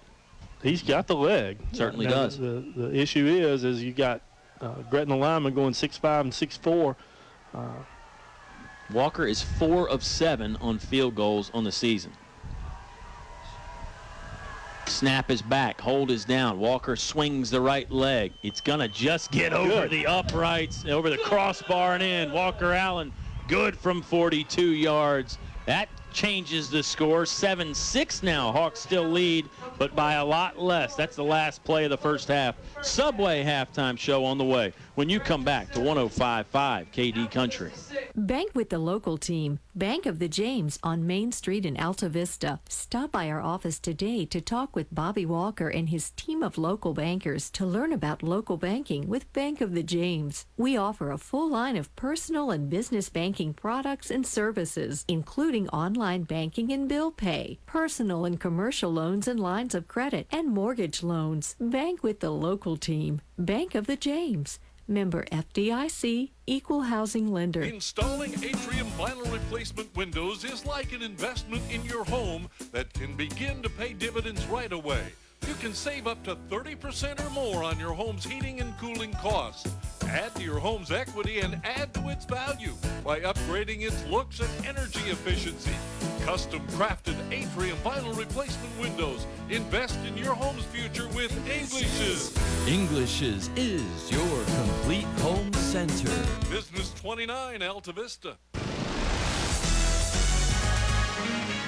This broadcast is brought to you by the members of the KD Country Sports Club. Chef's Drive-In, where the shake machine is shaken and dozens of flavors to choose from. One Stop Mart, where the gas is cheap, the beverages are cold, and the chicken is kicking. El Cerrito Alta Vista. Throw on a sombrero, shake your maracas, it's El Cerrito time. Alta Vista Medical and Oncology Massage Therapy. Broad Street can help relieve your pain. Vista Foods, Altavista, your hometown grocery with the freshest produce and best meats. McDonald's in Altavista, committed to the community and bringing the world's favorite food. Steve Farmer Auto Sales, Main Street, Altavista, best deals on wheels. Colonel's football is brought to you by the Sports Club on KD Country. When you're straight, faces come out of the rain. When you're straight. Oh, fabulous music here on a Halloween Eve on 105.5 KD Country. Sometimes we like to go off script and have a good time, and, well, we always have a good time, but sometimes we have to do it in a different way. Shout out to my buddy Bob Alvis, who says, don't tell them that you're having a good time. Just show them you're having a good time. Well, you can do both. You can do both. You can do both. And another shout out, Coach Sean has already talked about Coach Gary Stevens, and a good friend of mine and recovering from back surgery and crack, a big Gretna alum, but he still bleeds Colonel's orange too, with both his kids coming through here. So heads up, Gary, hope you're feeling better and speedy recovery, buddy. Yeah, we think Crack might be listening. He is one of those guys that everybody loves around the school, around town, and one of those people that just gives you that positive vibe every time you're around him and makes you feel good when you talk to him. You know, some guys, I shouldn't say this, but some people, Oscar, when you talk to them, they kind of suck the energy out of you.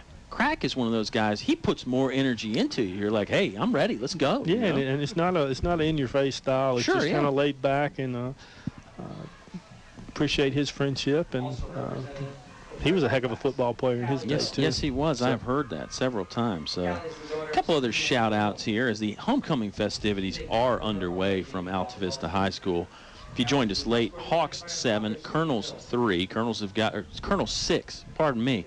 Walker Allen hits a 42-yard field goal to end the first half, and I forget about it. How can you forget? Well, right? He hit a 37-yarder and a 42-yarder. There you go. 2-for-1 special, as Andy McCracken would say. Allen has 2 field goals on the night. That gives him 5 on the year, and I was told that Walker Allen's nickname, Oscar, is not something fancy like the Big Cat or the Human Wrecking Ball. It's just Earl. I don't know where the nickname comes from. I don't know if the guys on the team think he looks like he should be named Earl or whatever, but they call Walker Allen Earl. That's a true story. They call me Earl. Guy named Earl, that's right. My name is Earl. Walker Allen has 2 field goals on the night to give the Colonels 6. Gretna Hawks have 7. I'm Kyle Haney. He's Oscar Briggs. Let's take a time out to get everything together here on the Subway Halftime Show. Won't you come back and join us? We'll talk about some more football action. We'll give you some scores. We'll do all that and more. Hawks 7, Colonels 6. You're hearing it all live on 105.5 KD Country. Finch and Bench Funeral and Cremation Service. A family serving family since 1905. Life is full of opportunities to show someone we love them. One such opportunity is the funeral or memorial service. Finch and Finch helps you celebrate the relationships they shared and honors the memory of your loved one. Finch and Bench Funeral and Cremation Service. A family serving family since 1905. Hello, this is Jerry Miley from 1433 Altavista Moose Center. Asking everybody to come on down and join us and see what the Moose is all about to help us support our Moose Heart, Moose Haven family. Anybody's welcome to come down and take a tour of our building and see what's going on. Come on down and we'll let you in and we can have some fun. We're looking forward. Meet Jerry and the rest of the Altavista Moose family and become a member. The Altavista Moose Family Center on Lynch Mill Road.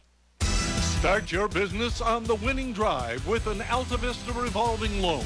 It's an opportunity to score big for your company's future growth. Funds available up to $10,000. Loan rate 1% below prime. Huddle up with Altavista Economic Development Director Dennis Jarvis II at Altavista Town Hall.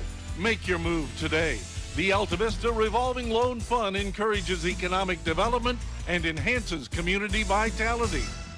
Hey guys, this is Terrell Salmon at Best Bet Motor Sales.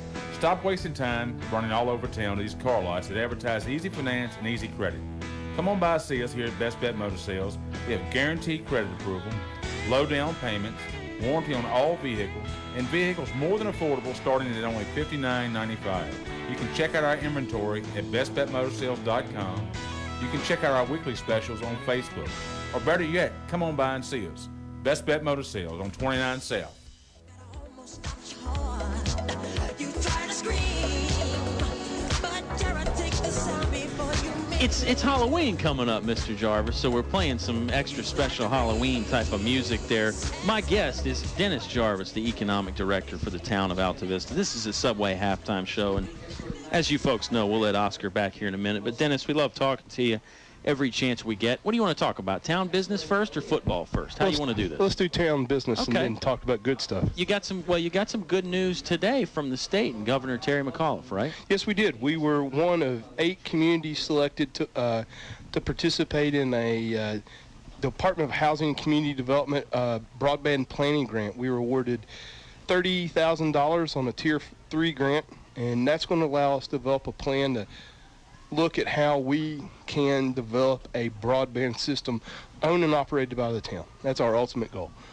Just like a utility, like water and sewer. Right. And we're real excited about it.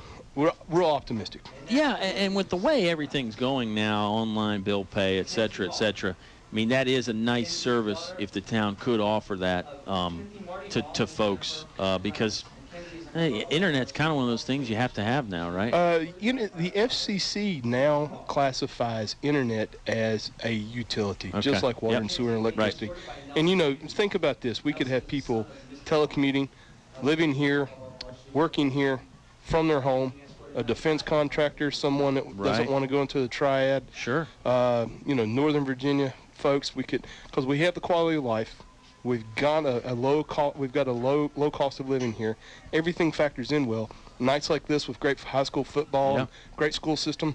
So we're real excited about it. And we had an announcement earlier in the month. 2 companies local did expansion. We got $5.5 million and 32 new jobs coming. And we've got a few other things that we're working on. And of course, we got a tagline. We got to wait. Let's get into that. Well, we down had to the Final Four, correct? We got down to the Final Four. Okay. 106 people voted, and one of them was selected at 51% of the vote. But town council hasn't heard it yet, and I can't say anything until the next town council meeting. I think it's the 9th of November. Can you tell me off the air? I'll tell you off the air. Okay, he's gonna tell us off the air for us. I'll steal your peanut M&Ms though. So. Yeah, that's fine. That's fine. All right, now it's football time. Yes. Before we get into all your college football teams, let's talk about the game here tonight. I don't know how much you've been watching, but I know you're an astute football fan. Colonels, even though they have 6, looking a lot better than they have their last couple ball games. Oh, most surely. Moving the ball well, a lot of hustle, a lot of pride. Got a lot on the line tonight. Sure. Being my first game against Gretna, that rivalry, I know those well from other places. But, you're playing hot. You're playing kind of – other than a couple of miscues, they're playing, on some bad penalties. Yeah. Not playing bad at all. And first and goal twice. Can't punch it in, but you come out with 6, that's not a bad deal. No, not at all, and you're giving themselves the opportunities, and certainly the Hawks are playing good football as well. They lead 7-6 at half. Okay, Dennis, I know you got to talk some college football. Tell us you're headed down to Appalachian State tomorrow for yes, sir. a big football game. Last Thursday night they came off the biggest game they said in school history. Beat a good rival game, Georgia Southern. Beat them pretty handily, 34-13. We're down 7-0 going into the first quarter. That's a team that's leading the nation at 389 yards per game rushing. They held them under 189. So, they're big time. 6-1, playing Troy. Troy coming off a big win against New Mexico State, if you call that a big win. The Aggies. But, I'm hoping, there's just some strange things that happen in football. Look at Carolina last night. Yeah. Quietly 7-1, leading the Coastal Division. And then my other Mountaineers, West Virginia Mountaineers, oh my gosh. Last night was just atrocious. I wasn't going to bring it up. Well, I did. Since you have, right, exactly. Yeah, but, Trayvon Boykin looked like a PlayStation 4 play out there. Sure, he's one of the best, yeah. Heisman Trophy winner. Absolutely, Oh, absolutely. Yes, Dennis, I'm going to let you go. This is great. I love it. Love the way you talk about things. You're passionate about the town. You're passionate about football. You get you like a show or something. You down with that? We should. My predecessor, Megan Lucas, she had one. That's right. And we're thinking about it. It gets that means I got to listen. Your dad kind of be a boss for a while. Well, that's true. He's not demanding, but I don't know. You're not in the family, so he might be demanding with you. He might kick you around a little bit. Well, real quick, it's been a year since made the decision to come here. Yeah. Been real pleased about it. We got a great town. Work with a great man in Waverly Coxdale. We've got a great town council. Our new Main Street director, Emily Gwynn, is fantastic. And we've got a great group of our EDA. And, we get to partner with a family-owned business like you all, great newspaper in town.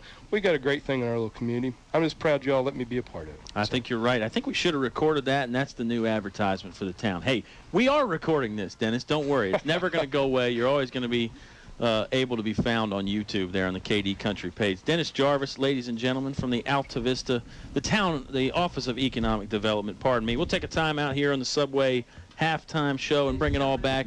Hawks lead 7-6 over the Altavista Colonels on 105.5 KD Country. If credit card processing is important to your business, I can help. I'm Ramonda Davis of First National Bank, and I'm your local e-commerce officer for merchant card and other electronic business products. Local means I live in Central Virginia. I'm ready to come see you and respond quickly to what you need. Local means I'm focused just on your business needs. For the latest in electronic payment technology and competitive pricing, contact me, Ramonda Davis. First National Bank, member FDIC, equal housing lender.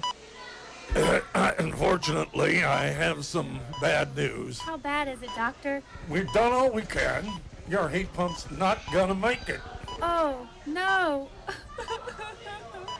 Honey, it's going to be okay. We'll call Select Air Mechanical and Electrical, 332-2600. With over 60 years experience, they'll have us comfortable again in no time. I recommend Select Air to all my patients. Call 332-2600 or visit selectairmechanical.com. They can handle all your home comfort needs, and they're an authorized trained dealer.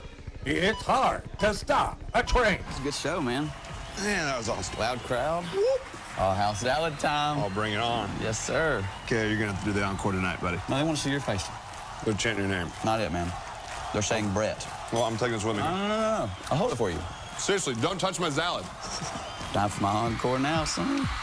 The house salad. Grilled chicken atop mixed greens, cucumbers, Roma tomatoes, cheddar and jack cheeses, and fried onions. Served with Texas toast. Zaxby's, indescribably good. Zaxby's, Wards Ferry Road, Lynchburg. The Village Barbershop, an old-school 1960s-style barbershop, offering classic and current cutting techniques for gentlemen and boys. No appointment necessary. Responsible pricing in a clean family environment. Village Barbershop, open Tuesday through Friday, 8 to 6, Saturdays till noon. Stop by and see Danny Barber at Village Barbershop, serving Alta Vista and surrounding areas from 619 Broad Street. Give them a try.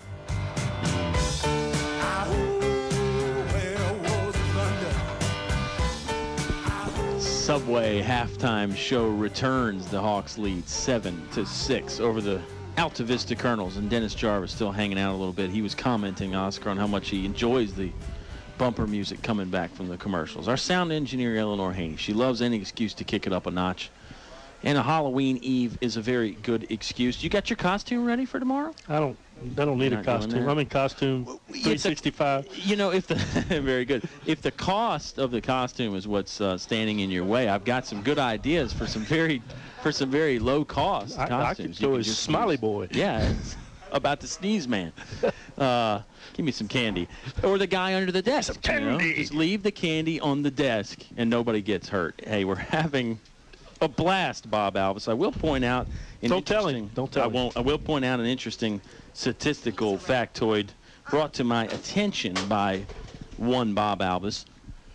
Colonels have not won a football game this year, Oscar, when they've trailed at halftime. Every time they've trailed at halftime, they've gone on to lose. All four of those games they have trailed at halftime.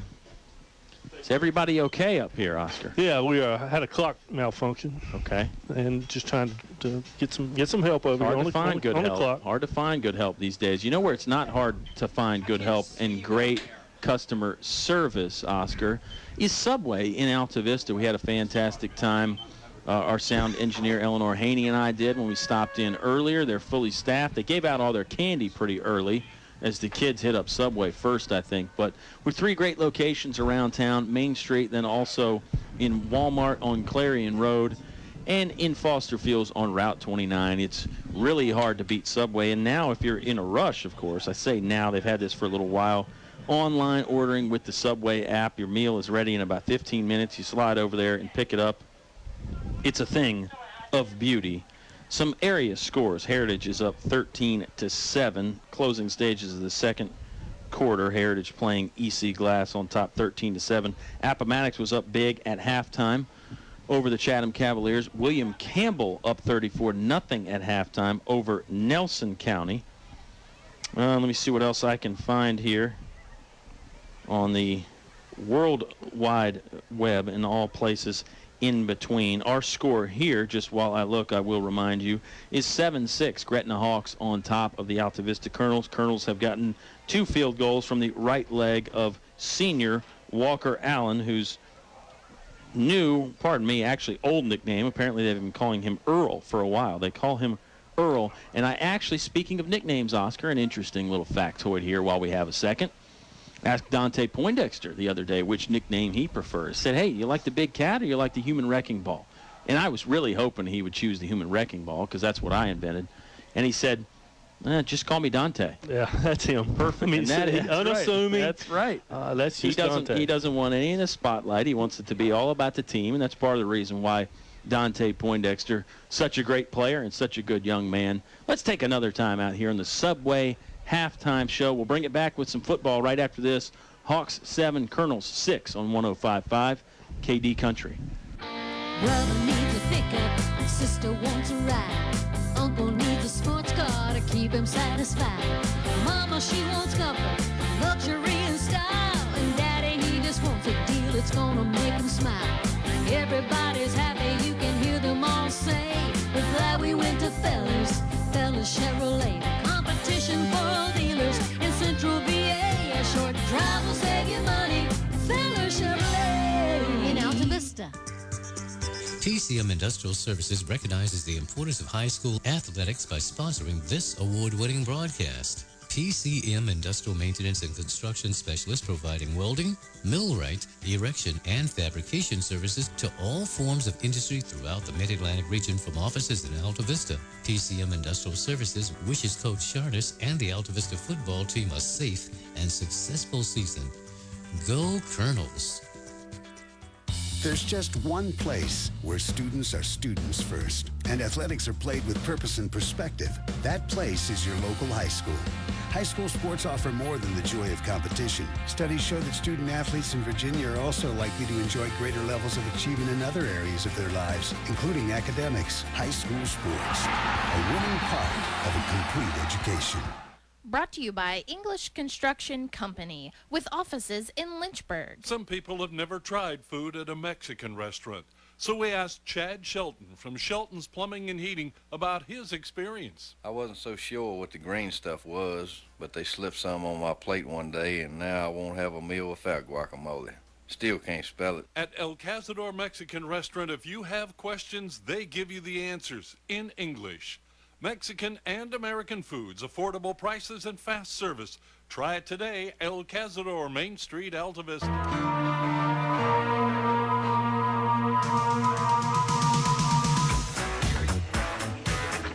Subway halftime show concludes from Alta Vista High School. Colonels trail by 1, 7-6. What do you look forward to in the second half here, Oscars? Changes, adjustments, anything come to mind?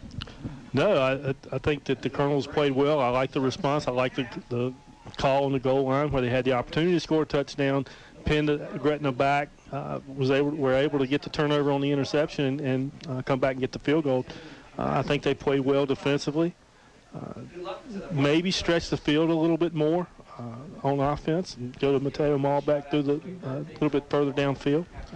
That's the only adjustment I would make. Sure. We can't forget about those two fantastic grabs Mateo Malbeck had where he laid out full stretch, horizontal to reel in those Jake Adams passes. Malbeck doing his usual stuff on defense as well. He's made a lot of big tackles, broken up some passes too. If you can get him in the open field, we know what a playmaker he is. Sure. He's back deep to return this kickoff. Hawks aren't going to get it to him. They're going to kick it shorter along the far sideline. Went close to going out of bounds. I think the Colonels had to cover up around the 26-yard line. Was that Jamilion Jones over there on the far sideline? Hard to see when they get all the way across the field. No, that is number 1, Trey Robinson, that recovered that kickoff. And it looked like the ball was going to go out of bounds, but Gretna was closing fast, so he really didn't have any opportunity. He had to make that play. Better safe than sorry, and that's exactly what Trey Robinson did, just falling on that football. Colonels will take over on their own 25-yard line. Colonels will start from the 25-yard line in their own territory. Adams is barking at people, trying to get the formation set. They're on the far hash mark, working left to right to start this select air third quarter. They trail by 1. Quick throw by Adams, hangs it up high. Allen catches on the 31, charges ahead across the 35 to the 41, where he's brought down by a tackle from number 23, Jason Trent. That's first down yardage gained on the first play of the second half. And the Colonels are going to push the tempo here. I like that as well. I don't disagree with you. I like it when the Colonels go quick. I mean, sometimes I think you could say, well, you maybe get into some more mistakes doing that, but I like it when the Colonels control the tempo, control the momentum, and control the pace. Adams has Nelson Dews set up right behind him. Offense will snap this ball from the 41-yard line of Altavista. Dews just ducks his head and avoids a couple rushers. Now he runs out of a tackle across the 45, the 46 to the 47. Finally, good hard running from Nelly to open up the third quarter. His ankle appears to be, at least just in appearances, close to full strength, Oscar. He could be in some pain down there. Yeah, he's got a little bit of hitch in his gait, but he doesn't have quite the step that he did. But hey, he was stopped after 3 yards, and he spun and continued to drive his legs. The last 3 yards of that run were all Nelson. 2nd and 4 from the 47-yard line of the Altavista Colonels. They'll pull a lineman. They give it to Nelson Dews. Nelly is upended in the backfield. Hit hard by number 34, Keandre Clements. He shot the gap well, went low, put his right shoulder pad on the right knee of Nelson Dews, and now Nelson has a little bit more of a hitch in his giddy-up after that hard hit to the lower body. Boy, that was classic, and you called it well. He shot the gap and just shut that play down. 10:34 left to play in the select air third quarter. Colonels trail by 1. Ball is resting on the right hash mark, 45-yard line in Altavista territory. They need to get to the other 49. Adams is going to sprint to his left, roll out pass, throws back over the middle, caught by Mateo Malback at the 40. He's dropped right there. Malback signals for the first down. Great catch by number 3. Adams goes up to greet him and give him a little chest bump. Well-designed play to throw back against the grain, although possibly a little bit dangerous, but the Colonels pull it off. Well, it was dangerous, and not for the strong arm of Adams, that play wouldn't have been made. The sophomore quarterback hooking up with the junior receiver. Colonels are in Altavista territory on the 39-yard line. Running back is Montague, set up right behind Adams. They'll give it to him. He wants to go straight up the gut. Not much there. He got bear hugged by number 50, Jonathan Ferguson. And Ferguson throws him backwards to, they'll give him about a half a yard there. Good hard running from Montague. There wasn't much of a hole, and Ferguson closed whatever hole was there. 6'2", 240. Is that all? That's it. Gretna's got a bunch of guys like that. We've been saying that all night. Khalil Witcher-Heyman was in the area, 5'11", 230. These kids have been in the weight room. 9:35 left to play in the third. Colonels trail by 1. Opening drive of the second half. Adams looks to his right, checking the sideline. Now he checks the defense. A little bit of a low snap, gathered up. He's going to pass. He's going to get flushed out of the pocket. He's across the 40, now to the 35. Hawks swatted at the football, but Adams wisely pulled it in tight to his chest, and he's ridden to the ground around the 32-yard line. Good pickup by Jacob Adams on a scramble play on what started out as a pass. Well, I still would like to see Jake secure that ball a little bit better towards the end of those runs. He kind of flails around with it. I'd like to see him tuck it and get it up against his body, but a nice pickup, gain of 7.5, 8 yards. You can see the Hawks going after it, too. 3rd and 3 coming up here for the Altavista Colonels. They'd love to keep this good opening drive of the second half going. Ball rests on the 32-yard line of the Gretna Hawks. Option play to the left. Adams faked it. Now he pitches it. Montague's got the first down, charging up the alleyway between the numbers and the left hash mark, and he gets it to the 20-yard line. Good, well-designed play from the Colonels. Adams looked like he did not want to pitch it initially. Then he finally had to, and it worked out well for the Colonels. He got the lumber laid to him, too. He got hammered. The ball wasn't 2 feet out of his hand. Perfectly designed play, perfectly executed play. Jonathan Montague with a big gain. I would love some candy tomorrow night on Halloween. Wide side of the field is the right. Colonels have this ball on the left hash mark, 20-yard line. Somebody jumped up front from both Gretna and Altavista. Let's see who moved first. Body language indicating maybe it's the Colonels. Yes, they're going to back up 5 yards. We'll call it 1st and 15 now from the 25 of the Hawks. Monica, get the guy some candy. Well, our sound engineer, Eleanor Haney, was really enjoying some of those costume ideas that we had. The guy under the desk, the about to sneeze man, Smiley boy.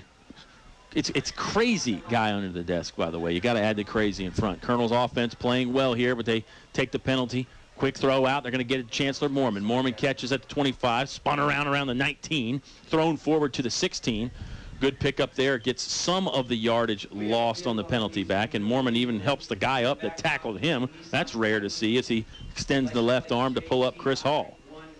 7:55 left to play in the Select Air third quarter. 7-6. Colonels trail, but driving to open the second half. 2nd and 8 from the right hash mark, 17-yard line. They move the spot back just a little bit. 3 receivers to the wide side of the field. That's the left. Adams throwing there. Mateo Malbach had to make his 3rd diving grab of the game, but this time it's not as far downfield. It's actually a loss of 1. Going to bring up 3rd and 9, Oscar. Yeah, and Colonels are at the, where they spot that call? 18.5 yard line, we'll say. Far hash mark. Colonels in the home orange jerseys, white pants, working left to right from our perspective. Gretna defense not showing blitz yet on clearly a passing situation. So Adams will throw. Caught on the 15-yard line by Walker Allen. Allen head fake, gets it back. Ball came out around the 1. Malbach's going to pick it up. No, they said Allen was out of bounds. Allen was stepped out of bounds on the right sideline around the 2. Allen tried to stretch it out to the goal line and just lost it. Excellent play, though. He catches at the 15, fakes it back inside, goes up the right sideline for some extra yards. Just don't like seeing him losing it there at the end. No, but he towed that sideline. I don't know how he kept from going out of bounds other than he's a heck of an athlete. They're going to mark it at about the 3-yard line. Maybe even at the 2. Yeah, 1st and goal coming up for the Altavista Colonels. They've been in this position a few times tonight. They had to come away with field goals. One time they got stopped and turned it over on downs in the first half. Adams catches his breath, checking the defense. He's going to keep it himself. Right tackle. Jacob Adams is in for the touchdown. Colonels have snatched the lead. The sophomore, Jake Adams, with his 13th rushing touchdown of the year, set up by a very good Colonel drive that started around their own 25-yard line. Walker Allen with the recent play to get it to the 2-yard line from the arm of Jacob Adams. Got to give Adams a lot of credit for that drive. Looks like the Colonels are thinking about going for 2. There's some conversation from the sideline. Yeah, Altavista's going for 2 here, Oscar. Probably the right move. They're up 12-7 right now. If they convert it, it would be a full 7-point lead. Well, you have to, and that's what you pull the chart out, and the chart says you go for 2 here. I love that chart. I want to get one of those on my binder or something when I take it to school. Put it in the backpack. Bunch formation to the right. Adams is rolling that way. Got the option to run or pass. Bullet pass looking for Walker Allen. Allen thought he got hammered before the catch. He could not pull it in. It hit his arms and went out of bounds. Colonels score but get denied on the 2-point conversion. 12-7, Altavista lead. 6:26 left to play in the third when you come back to 105.5 KD Country. No one knows trucks like we know trucks. Come see us and you'll agree. From small to tall, we've got it all. Highview Motors, GMC. Come on in. Bring the family to see your friends at Highview Motors. Highview Motors, GMC. From small to tall, we've got it all. Highview Motors, GMC. Your home for Colonel sports coverage. 105.5 KD Country. Colonels have had some good drives in the first half, certainly better than their previous 2 games, Oscar. And that one, their best drive of the night because it ends up with a 6-pointer, a touchdown to make the lead 12-7 Colonels. Yeah, that was a very well-construed drive. Chewed up about 5.5 minutes, Kyle. good mix of passing and running, too. They hit Walker Allen a couple times, Jacob Adams on the quarterback keeper a couple times.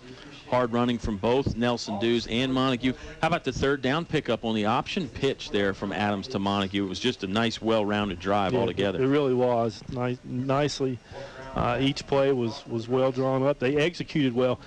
And knock on wood, no turnovers yet tonight. That's right. Here comes the run-up from Walker Allen on the kickoff from the 40. This time a little bit longer boot. Won't get in the end zone. Fielded on the 2-yard line by number 20, Ray Inge. Inge started up the middle, now off to his right. He shrugs off a couple tacklers.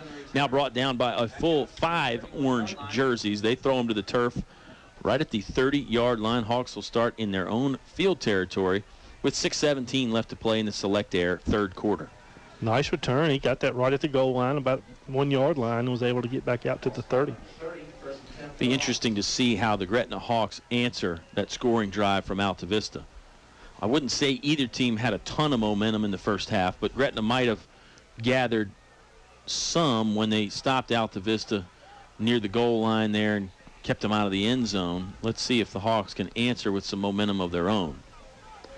Split backs, one on each side of the quarterback in the shotgun formation. Colonel showing blitz. There's Chancellor Mormon trying to get in there. He'll end up making stop, helping out anyway right at the 30-yard line. Well-designed play. Aaron Close in there as well, and Stephen Farmer up off the bottom of the pile. Yeah, Chancellor did a nice job of adjusting his angle of attack to get in and help with that tackle. They give him a yard gain. We'll call it 2nd and 9 now. Under 6 minutes left to play in the Select Air third quarter. Remember, Donnie and the gang can handle almost any home problem. Plumbing, heat pumps, ACs, electrical work, and they'll be at your house fast, 45 minutes or less with Select Air. Shotgun formation, 2 receivers to each side. This is Chris Hall, I believe, in the quarterback again. He charges ahead across the 34, the 35-yard line, finally brought down there. Be 3rd and 5 coming up for the Gretna Hawks. They need to get to their own 40-yard line to extend the drive. And certainly no panic in the Hawks. They're only trailing by 5, and they're very patient with their offense. They've got, again, have the capability to take plays, to break plays. Excellent point by you. Hall looks over the defense, first to his left, now to his right. They extend the snap count, and I think they got somebody to jump offside for the Altavista Colonels. This is going to be enough for a first down, I believe. They may have to eyeball it or maybe measure. We haven't seen a measurement tonight. We saw, 5 or 6 of them last week. Yeah, I think they're going to. Yeah, they're moving They're moving it. They bring it all the way out to about the 41-yard line. So Gretna will have a fresh set of downs from their own 41. Colonel's defense communicating, looking for the signals from the sideline. Everybody knows their assignment. Hawks, 2 receivers to each side. They'll snap this ball from the middle of the field, their own 41-yard line. Just over 5 minutes left to play in the Select Air third. Hall's going to hand it off. Pulling guard to the left. Running back is hit hard by Mateo Malback in the knee. Believe that was Ray Inge on the carry that time. 6-yard pickup. And generally, when Mateo Malback is making a tackle, if it's not in the backfield, it's 5 or 6 or 7 yards downfield. It was Keandre Clements on the carry that time. And DeMonte Haley was blocking for him. Haley is the lone running back now, set up to the right of the quarterback. 3 receivers to the right, 1 lone wide out to the left. Quarterback keeper on the running play here. This is Hall, runs behind Haley, hit hard. He's across the 50, across the first down marker, going to get shoved backwards. Forward progress stopped around the 46-yard line. He broke out of the pile and tried to keep going. He stayed on his feet the entire time, but the progress was stopped at the 46.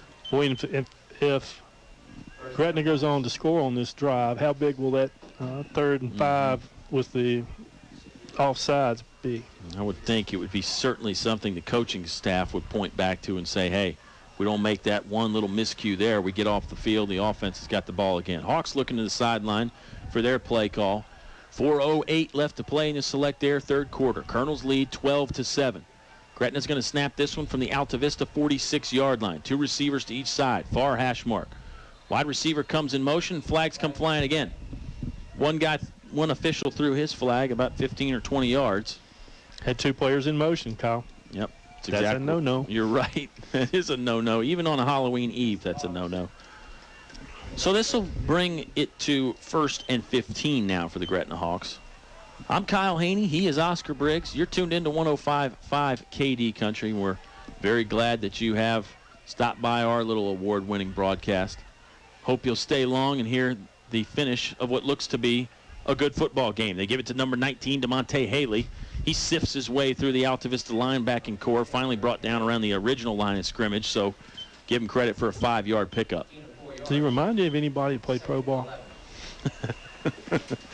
Who does he remind you of? Are you thinking of, like, who are you thinking of? I'm thinking of Ironhead. Thinking of Ironhead Hayward. Nice. That is cool. Ironhead Hayward's son got fined the other day for wearing the eye black that had Ironhead written on it as a tribute to his late father. They don't call it the No Fun League for no reason. Passing play here on second down. Hall flushed out of the pocket, pulls the ball up. Now he's going to get thrown down around the 44-yard line. Good pursuit by the Colonel defense to finally bring him to the deck. Had to be Matt Aiken. It was Matt Aiken, yes. Because he had a bead on him from the far side and was about a half a step behind him, couldn't quite close, but stayed in great pursuit and drug him down from behind for only a 3-yard gain, brings up 3rd and 7. Never stopped running. I mean, it reminded you of Martinsville Racing, where the leader had about a car length advantage and the second guy just stayed right there and kept that margin and then finally pulled him down in turn 3. It was actually Malik Stone, the quarterback, in on that one on the carry. Another big 3rd down coming up, 3rd and 7. Gretna crowd, majority of them on their feet over there in the far stands.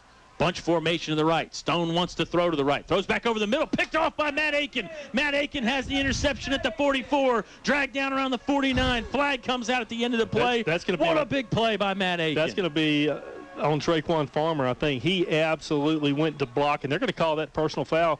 Traquan went into block mode for Matt and absolutely leveled a Gretna player. Wow.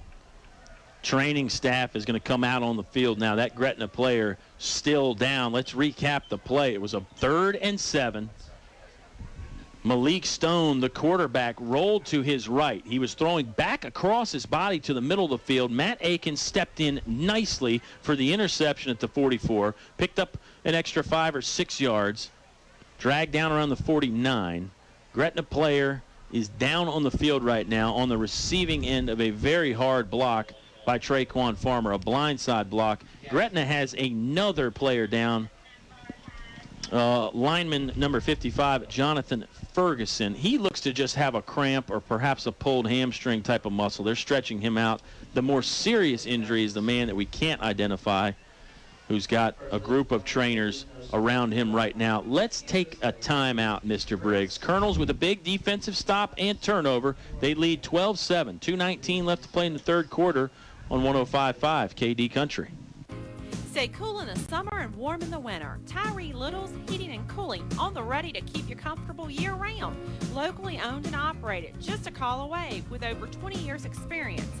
Licensed and bonded. Tyree Little's Heating and Cooling, specializing in heating, air, plumbing, and electrical, any season, anytime. Tyree Little's Heating and Cooling, keeping you cool in the summer and warm in the winter. Give them a call today. Tyree Little's Heating and Cooling, Gretna. Prompt, confidential, professional. A-Town Bail Bonds, 434-401-0253. Local, reliable, available 24/7. A-Town Bail Bonds, 434-401-0253. When a friend or family member is arrested and jailed, call a professional. Call Chip Rourke and A-Town Bail Bonds, 434-401-0253. Get answers. Get help. A-Town Bail Bonds, 434-401-0253. Your station for high school sports play-by-play is 105.5 KD Country. Action about to restart. It was Malik Stone down on the field on the receiving end of the hard shot. It was a penalty flag thrown, and it'll back the Colonels up. I'm trying to just eyeball the yardage. It looks like more than 15 yards from where the penalty occurred, Oscar, but maybe the hit was further back than we thought. I don't know. The sticks, the Gretna's ball. Whoa. Hold on. Nobody from Altavista is really arguing. This penalty must have happened before the interception. It's Gretna football somehow. We thought Matt Aiken had an interception. They're going to throw. They're looking for the end zone. Batted away by Walker Allen. Dove after by Mateo Malback. He can't pull in the interception. I'm still trying to comprehend what happened. It was Colonel football around midfield. The penalty must have occurred before the interception, Oscar. If it's a personal foul after the turnover, then the yardage is added on when the other team takes over. But this is... Well, the flag came out late. The flag came out after the change of possession. Wow. Well, we'll figure it out later, maybe. 2nd and 10. Quarterback keeper. This is Chris Hall. He drives ahead, swallowed up by Matt Aiken and Josh McClure. I apologize, radio fans. I'm trying to wrap my head around it. I'm trying to move on and live in the now, but you can't help but wonder what in the world was the call. And as we've mentioned, unlike college and pro, they can't get on the mic and tell you the explanation. No, but another third down. I didn't see any indication from any of the officials. I didn't either. Another third down. Chris Hall's in at quarterback for the Hawks. He's got 2 receivers to each side, a running back to his right. He'll snap this ball on the Altavista 22-yard line. Busted play. I think Hall wanted to hand it off. He's going to keep it himself. He might have gotten the first down. He held the ball out like there was supposed to be a ball carrier taking it from him. Hall jumps up and nods his head and said, yeah, I'll do it myself anyway. First down for the Gretna Hawks. They're moving the chains. Boy, oh boy. Let's reset where we are. Sure. Third quarter, 1:24 remaining. Clock continues to run, and Gretna has the ball at the Altavista, call it the 16. 1st and 10. I'm not even sure where I'm at sometimes. Chris Hall barking out the snap count for the Gretna Hawks. Colonel show blitz. He'll fake it to a running back and keep it himself. He ran out of the first couple tackles. Colonels are going to try and run him down along the near sideline. They do at the 14-yard line. Jamilion Jones, Andres Diaz-Escura, Traquan Farmer, Matt Aiken all in the area to drag down Chris Hall. 3-yard gain. And you got to believe that Gretna's in 4-down territory here. Of course, it's only 2nd and 6, so certainly manageable. But clock continues to wind, and possessions are going to be limited here as the game moves on into the 4th quarter. And particularly the way both teams are running the football, that shortens the game quite a bit. Clock continues to turn. 2 running backs on each side. They're going to give it to big number 20, Ray Inge. Inge going to try and go outside of the far sideline, running through some people now. Colonels finally get him down. All 10 jerseys are within about 5 yards of the football. He does pick up some yards on 2nd down. Let's call it 3rd and 4 coming up. So the Colonels defense with another big 3rd down, Oscar. We've said that a bunch. And you got to like what if you're a Gretna fan, you got to like they've been restless. They've been a couple of down years, but you got to like what you see. I think you're right. Cole Simpson, the head coach for the Hawks, has things going in the right direction. 3rd quarter is done. 1 more quarter of regulation to play from English Stadium. Colonels lead 12-7 on 105.5 KD Country. Apple Auto Glass is your windshield repair and replacement center in Lynchburg. You get a free car wash with all windshields replaced in the shop. Apple Auto Glass wants the fans to enjoy the boys of fall this high school football season. When I feel that chill, smell that fresh cut grass, I'm back in my helmet, cleats, and shoulder pad. Kings of the school, man, where the boys of fall. Apple Auto Glass salutes the boys of fall. Here's more award-winning high school sports with Kyle and Oscar on 105.5 KD Country. Never know what's going to happen on any Friday night, but particularly things get strange, Oscar, when there's the full moon, there's the homecoming, there's the senior night, there's the Halloween Eve. So many different factors tonight. We saw that strange play towards the end of the 3rd quarter where we thought the Colonels had an interception. They didn't. Gretna retains possession. Gretna still in the midst of that drive. Colonels lead 12-7. It's been 3 very good quarters of football here from Altavista. And you can't unpack all these backs from Gretna. Nope. You've got to be solid, fundamentally sound, because they are big. They drive their legs. Congratulations, Joe. Good, hard running. Winner announced for the TV, I believe, for the Altavista basketball fundraiser. Great stuff there from Troy Harris, the new Altavista boys basketball coach. 1 tight end, 2 receivers, 2 running backs, and a quarterback for the Hawks. Chris Hall's going to keep it himself. Runs out of the first arm tackle. He is driving hard towards the goal line. He did not get in, but he got to the 3. How about that? Colonels had hands on him in the backfield. Chris Hall running out of tackles. The thing about all these ball carriers, Oscar, is there's just so many of them, too. No one guy's gotten the bulk of the carries. They just continually throw different names at you. And they're all a load. I mean, Yep. every single one of them is just a load. First and goal from the 3. Colonel's defense could really use a big stop here. Hall's going to call his own number again, trying to go right through the middle of the defense. Just a big mass of bodies there. Thrown backwards, I think they'll give him forward progress to the line of scrimmage. Second and goal coming up from the 3. 11 and a half minutes left to play in regulation. 12-7 Colonel's lead. With Matt Aiken in on that tackle on the bottom of that pile, too. Matt Aiken's been making a lot of plays tonight. Traquan Farmer continues to play well. Mateo Malback continues to play well. And they've had their hands full all night with these ball carriers from the Gretna Hawks. Chris Hall still in there at quarterback. 2 backs to either side. He gives it to number 20. That's Ray Inge. Inge looking to go to the left side of the end zone. Did he get in? There's some signals from Gretna players. No signal from the officials yet. They're going to mark him short. Half-yard line, we'll call it. Maybe the 1-yard line when they finally unpile and move the football. Third and goal from the 1. 10:47 left to play in the football game. And they want to go quickly. It looks like number 19, DeMonte Haley, and number 20, Ray Inge, in there in the backfield. Chris Hall's going to go under center this time. Low crouch, quarterback sneak, diving for the end zone. Big mass of bodies again. Rugby scrum. He's thrown back. Flags come out late. Some people got into it after the play. Players from both sides are clapping like they think the penalty is going to be on the other team. It could be offsetting, Oscar. I don't think he got in the end zone. There was never a touchdown signal from the officials. He was short. They're marking it about half a yard short, but right now the body language looks like it's going to be face mask on the Colonels. Personal foul, face mask on the Colonels. This will be a half the distance to the goal penalty. And an automatic first down. Yep. It'll be first and goal now from the half-yard line. And while the Colonels have not turned the ball over tonight, they've made 2 significant mistakes. This is one of them. They've made some penalties. You're right. There was the offside penalty on 3rd and 5. They gave Gretna a fresh set of downs. That was in this drive, in fact. This drive started about midway through the 3rd quarter. 10:25 left to play in the football game now. 12-7, Colonels on top. Hawks knocking on the door. Hall goes under center again. Low crouch. Linemen all have tight foot-to-foot splits up front. Whistles come out. This play won't get started. Colonels might have been lined up offsides. I'm not sure it matters. It's just another half the distance. What is it, 6 inches now at this point, I guess? Maybe it does matter. I'm sure every inch matters, especially in a football game like this. Rivalry Friday night here from English Stadium. Hall's under center again.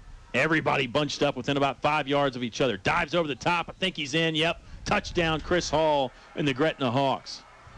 That gives them a 1-point lead, 13-12. Extra point on the way, or perhaps Gretna wants to go for 2.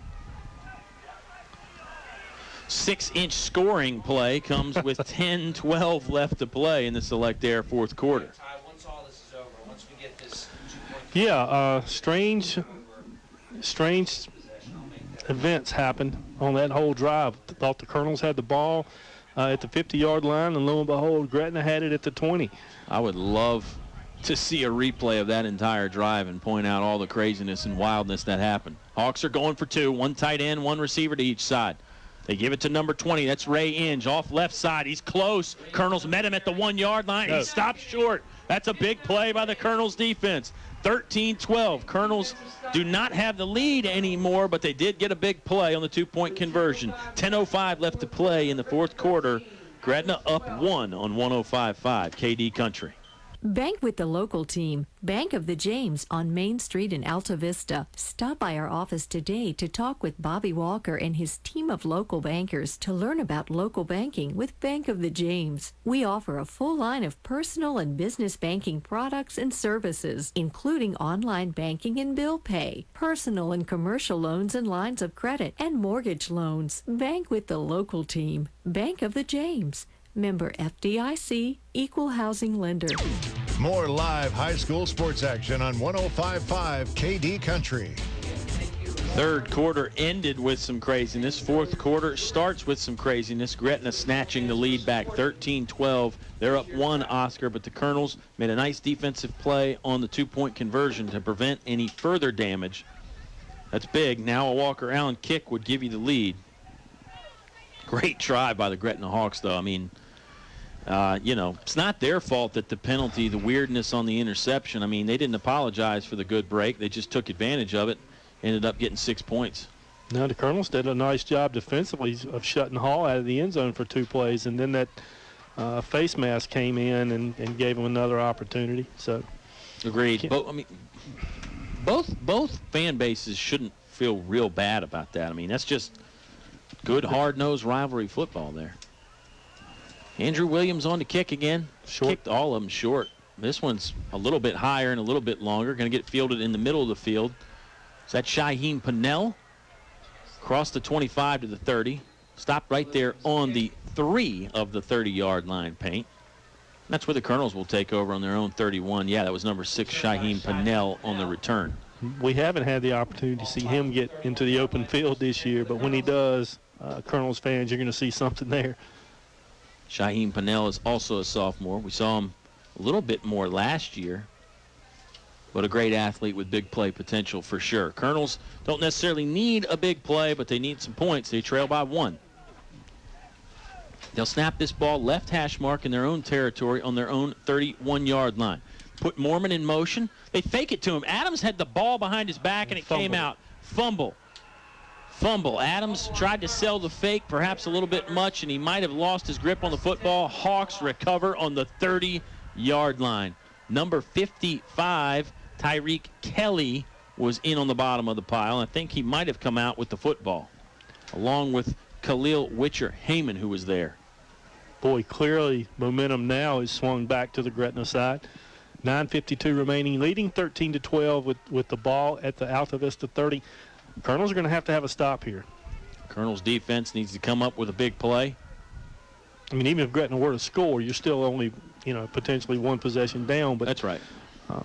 I think for momentum and for psyche, and they need to have a stop here. Absolutely. I think it's Hall back in there at the quarterback spot again. He'll keep it himself, off left tackle. Hit hard at the line of scrimmage, dives ahead for a couple extra yards across the 30 to the 29. 9:44 left to play in the Select Air fourth quarter. And it's easy for a young team in this position. You've been handed a couple of tough breaks. It's easy to make another mistake and compound it here. And the Colonels have done a good job tonight staying in the moment, but they can't afford to have another personal foul or unsportsmanlike.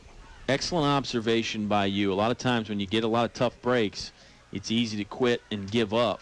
Veterans are better about not giving up. Young guys maybe not as much. They'll give it to Ray Inge again. He's just throwing guys aside with that right-hand stiff arm. Now he's brought down about 2 yards across the line of scrimmage. Inge was using the stiff arm with great effectiveness. Ball in the left hand, stiff arm with the right. You give him a yard. We'll call it 3rd and 7 now. Under 9 minutes to play in the football game. Colonels lead by 1. Here comes the opportunity for a big stop for the Colonels defense, Oscar. They've given themselves a chance here with 3rd and 7. Yeah, and I think they're in 4-down territory anyway, because if you punt, it goes into the end zone. That's right. 3rd down, Colonel fans. Bunch formation to the right. There's a tight end over there, 2 running backs. Put a receiver in motion. Hall fakes it to everybody, keeps it himself, diving ahead towards the first down marker. He's going to be a full yard or 2 short. It's going to set up a 4th down. Traquan Farmer coming out of the pile. He's pretty excited with his play. Might be trying to shake off a Charlie horse, too. Colonel's defense was very much a team unit on that stop.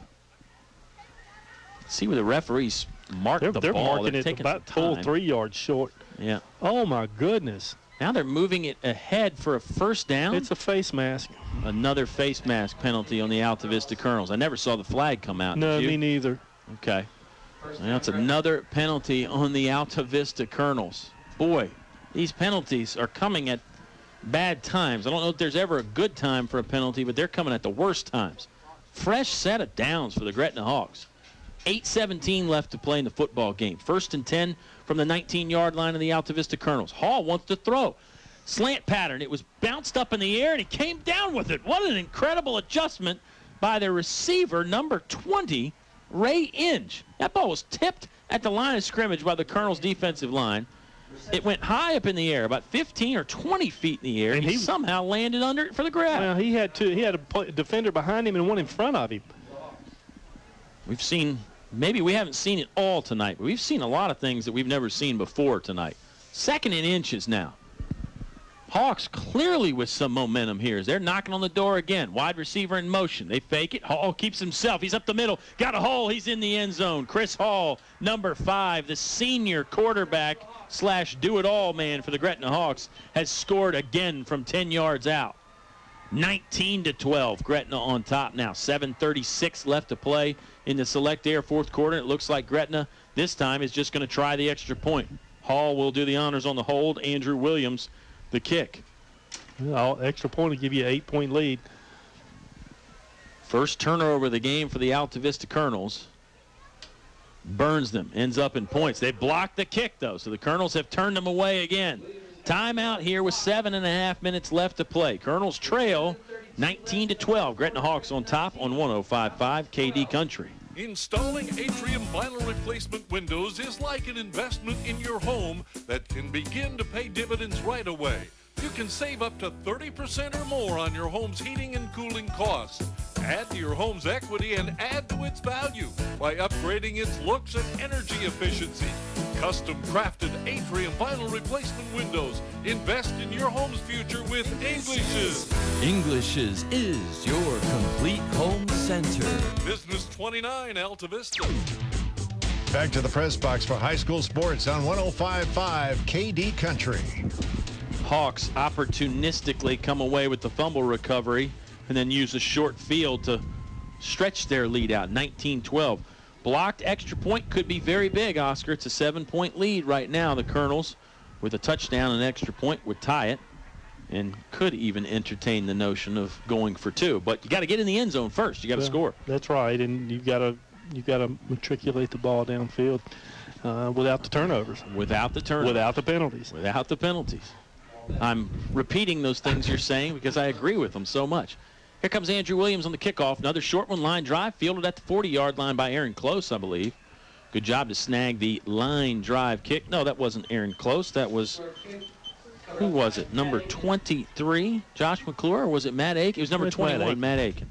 And that was a bullet. That was, yeah. And for him to catch it and go down right at the 40-yard line, that's great field position for the Colonels. Couldn't ask for a better situation now. Sure. 7:29 remaining in the ball game. Colonels trailing 19-12. Colonels will start this drive, what could be their final drive of the football game, from their own 40-yard line. 3 receivers to the wide side of the field. They're on the far hash mark, working right to left, back towards town, Broad Street here in Altavista. Adams calls for the shotgun snap, wings it out very quickly to Mateo Malback. He's across the 40, runs out of a jersey tackle, hops around another tackle across the 45, the 50, still on his feet at the other 45. What an impressive run there by Mateo Malback. He had some guys blocking out front, but he certainly had to do his best Matador impression, dodging those charging Gretna Hawks. And Chancellor Mormon's one, he came back and made the big block that allowed him to get the extra 10 yards, but a lot of that was just Mateo Malback. Great stuff from the junior, Mateo Malback. Brandon Connor's new favorite player. Wide side of the field is now the right. Adams has a fresh set of downs for the Altavista offense to work. Catches a chest-high snap, hands it to Nelson Dews. Dews falls forward around the 40. Solo tackle by one Gretna Hawk. Looked to be number 52, Khalil Witcher-Heyman, I believe, on the stop. Yeah, the aforementioned Khalil Witcher-Heyman, 5'11", 230. We're going to have to shorten that. We got to just call him KWH. Plus, when you're that good of a player, you deserve those kind of things. Colonel's up and ready to go quickly on 2nd and 6 now. Adams going to keep it himself. Nice big hole to run through on the right side behind right tackle. He's close to the first down marker at the 32-yard line. Nelson Dews was the one that threw the big block that sealed. And then some, again, you're starting to see a little bit more extracurricular from both sides now. 19-12, Hawks lead. Colonel's driving. Altavista down a full 7 points. Walker Allen has banged a couple field goals through tonight. And Jacob Adams has a rushing touchdown for the Colonels. His 13th of the season. Adams is in there at the quarterback. He's got Jonathan Montague, fellow sophomore, just to his right. 2 receivers to each side. Clock rolling here. 6:15 left to play in the football game. They'll put Malback in motion. They fake it to him. Adams is going to keep it himself.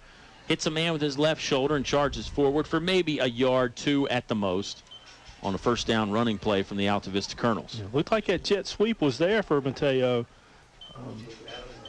Haven't really run it to him tonight, to my recollection. I think you're right. Just jogging my own memory banks here, which are admittedly not the best, but I think you're right. A cool Friday night, not unbearably cold out there, but some football weather, no doubt. Playoff football weather would probably be an even better description of it. 2 receivers to each side again. 2nd and 9 coming up from the Altavista Colonels from the Gretna 31. Adams wants to throw. Gets Walker Allen on the hitch route. Complete over on the far sideline. Walker Allen's across the 22, 21, 20. Pushed out of bounds and brought down simultaneously. First down yardage gain by the Altavista Colonels. Chains move. Clock stops at least to set the chains. I wonder if they say he got out of bounds or not. No, they were saying he was in bounds. Okay. Yep, they are winding the clock now as soon as the sticks move. Virginia Tech Hokies got burned by that in their last football game. 2 receivers to each side. Again, no, pardon me, 3 receivers to the bottom side. That's the wide side of the field, the left. Big hole for Jonathan Montague. Montague lowers his shoulder at the 10, delivers a shot. First down again. Colonels moving the chains. 5:10 left to play in the football game. Boy, Gretna's been good on the red zone defense, though, and Colonels will have first and goal from about the 8-yard line. Need to be patient here and really need to execute. 5:10 remaining, trailing by 7. Excellent point by you. Gretna's red zone defense has been stout and sturdy. Nelson Dews back in the football game again. Jonathan Montague hobbled here on the Altavista sideline. 3 receivers to the right. That's the wide side. Looking for the slant route complete to McClure. Josh McClure with the touchdown. Jacob Adams on the touchdown throw from 9 yards out. The Colonels cut the deficit to 1 extra point on the way, I would assume, to try and tie it at 19. What a drive by the Colonels. 60-yard drive capped off by the 9-yard touchdown throw from Jacob Adams to Josh McClure. Boy, they executed, just every play was executed extremely well, plus a lot of extra effort from Mateo Malbec to really set the tone for that drive. You're right. Flawless stuff. Snap is low. Adams is going to pick it up. They're going to try and throw for 2. They're not going to get in there. Oh, the low snap might end up burning the Altavista Colonels. Good stop by the Gretna defense after they realized the snap was low. Timeout here. Colonels now trail by 1, 19-18. We've got 4 minutes and 49 seconds of regulation football when you come back to 105.5 KD Country. Finch and Finch Funeral and Cremation Service. A family serving family since 1905. Personal, memorable memorial moments, celebrating life and more. Pre-arrangements with confidence, trust and care from our family to yours. Finch and Finch Funeral and Cremation Service. A family serving family since 1905. Your high school sports station with award-winning coverage on 105.5 KD Country. Jacob Adams with his 7th passing touchdown of the season. Josh McClure, his 9th catch, first for a touchdown, brings the Altavista Colonels within 1, Oscar, and the extra point operation not executed. Low snap. Adams couldn't get it to the block. He decided to take off and run with it. Tried to throw. It may have even been complete to Traquan Farmer, but he was thrown backwards and did not get in for 2. Now the question becomes, you try an onside kick here, do you wait and play defense? No, I think you have to play defense. You got 3 timeouts left. You can't give Gretna a short field. They've proven what happens when you do that. True. 19-18. It's a 1-point Hawk lead. Adams has run a touchdown and thrown a touchdown for the Altavista Colonels. The senior Walker Allen has 2 field goals. I can tell you, Gretna's expecting an onside kick. They've got they're all 10. They got 10 players stacked up inside between the 40 and the 50. I think the Colonels are going to kick it deep. I mean, it's certainly set up for a deep kick. Walker could obviously try a sneaky kind of an onside kick. I think if he kicks it down a little bit offline, deep. Yeah, he does. He's going to try and kick it to the left. It lands on the 10. Oh, it's going to skip. Did it get in the end zone or not? Yes, it did. By about a foot. Oh, it was a hard line drive kick. It lands on the 10. The second hop around the 5 really slowed it down. That's where it applied the brakes, and it looked like it was going to stay out of the end zone, but it didn't. It's a touchback. Gretna's going to start on their own 20-yard line. They lead by 1. 4:45 left to play in the football game. Both teams with the full 3 timeouts at their complement. So I'm guessing the Hawks are going to run the rock here, Oscar. Yeah, Colonels have made some timely mistakes. Now if they can knuckle down, I think they've got a little bit of momentum. 2 tight ends for the Gretna Hawks. They give it to Inge. Inge is off left tackle, and he's got some yards to run. He got hit about 5 yards after the line of scrimmage by Stephen Farmer and Traquan Farmer, and falls forward under his own momentum before he's finally brought down by Mateo Malback. And the size of this Gretna line is really wearing on the Colonels' defense. It's hard to get leaned on by a 300-pound guy all night and then still have enough gas in the tank to put up a fight in the fourth quarter. I mean, Altavista's defensive line, 225, 220. There's some big kids, but they just don't have the bulk that this Gretna team does, and they're going to milk this play clock. With good reason. Play clock down to 3 now. Hall calling for the snap. He's going to keep it himself. Follows both backs to the left. He's going to be short, though. 2nd and 3. Man, second effort from Chris Hall. Maybe I shouldn't have said that he's going to be short. He's not. He picks up 3 and enough for a first down. It looks like he's going to the ground. He just keeps driving, Oscar. Yeah, he's a tough kid to bring down. 3:54. They'll stop the clock long enough to set the chains, and then that 25-second play clock will start. Colonel's going to have to start thinking about using some timeouts. Sure are. 3:49 left to play in the Select Air fourth quarter. Play clock is at 18, so they can get this play snapped right around 3:25 left to play in the football game. 1st and 10, too. Fresh set of downs. Hall looking over to the sideline. He has Inge and Haley in the backfield with him as running backs. Going to keep it himself right up the middle behind the center. Hit hard about a yard beyond the line of scrimmage. Malback came in there to finish him off after what was really a host of Colonel defenders got on him. Mormon, Farmer, all the rest. Quick timeout called by the Colonels. 19-18. Gretna up by 1. Second down coming up for the Hawks with 3:23 left to play in the football game when you come back to 105.5 KD Country. Hello, this is Jerry Miley from 1433 Altavista Moose Center. Asking everybody to come on down and join us and see what the Moose is all about to help us support our Moose Heart, Moose Haven family. Anybody's welcome to come down and take a tour of our building and see what's going on. Come on down and we'll let you in and we can have some fun. We're looking forward. Meet Jerry and the rest of the Altavista Moose family and become a member. The Altavista Moose Family Center on Lynch Mill Road. Now back to the action with Colonel Sports on 105.5 KD Country. Gretna Hawks leading the Altavista Colonels 19-18. Glad you have stopped by to hear what looks to be a fantastic finish for this one. Another shout out. My buddy Brian Marr, a big Carolina fan, talking about those 7-1 Hills. He's listening. He's a Gretna boy. They're not getting ready for basketball season down there. They're enjoying football season. Oh, they are. Yeah, I had to put some shout-outs on hold. We'll get to them in the Subway postgame show. Yeah. Hawks have too many men on the field. They're going to get flagged, I think. Flag came out. That's what it's got to be on. Yep, illegal participation. Yep. Yeah. All right. It's going to knock them back 5 yards. We'll call it 2nd and 12 now.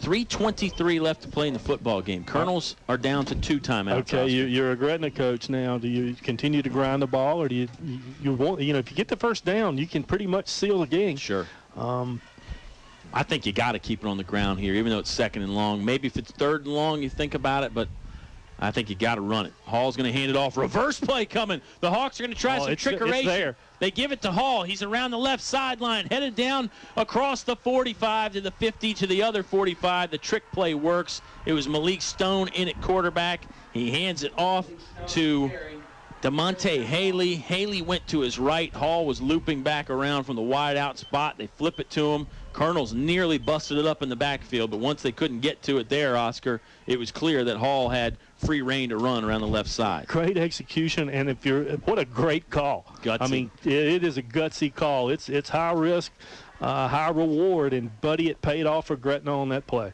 Cole Simpson, the head coach and offensive coordinator for the Gretna Hawks. Got to tip your cap to him for having the guts to call it there and then being able to pull it off. 1st and 10 for the Hawks from the Altavista 45-yard line. Colonels showing blitz, obviously. They hand it off, right tackle. This is Ray Inge. Inge hit hard around the 41-yard line. Colonels, I believe, are going to call another timeout. 5 yards. Yes, they are. We'll take the timeout with them. 19-18. Hawks lead by 1 in driving. Colonels trying to get the football back. 2:39 left to play in the game on 105.5 KD Country. Start your business on the winning drive with an Altavista revolving loan. It's an opportunity to score big for your company's future growth. Funds available up to $10,000. Loan rate 1% below prime. Huddle up with Altavista Economic Development Director Dennis Jarvis II at Altavista Town Hall. Make your move today. The Altavista Revolving Loan Fund encourages economic development and enhances community vitality. Your home for Colonel sports coverage. 105.5 KD Country. The Gretna Hawks lead 19-18. Timeout on the field taken by the Altavista Colonels. You're listening to 105.5 KD Country, WKDE Altavista, Lynchburg. 2nd and 4. Hawks just probably need one more first down, Oscar. Colonels only have one timeout left. Stone going to force it ahead. They needed to get to the 35-yard line. Looked like he fell down around the 36-yard line. Let's see if the Colonels take the final timeout. They'll bring up 3rd and 1.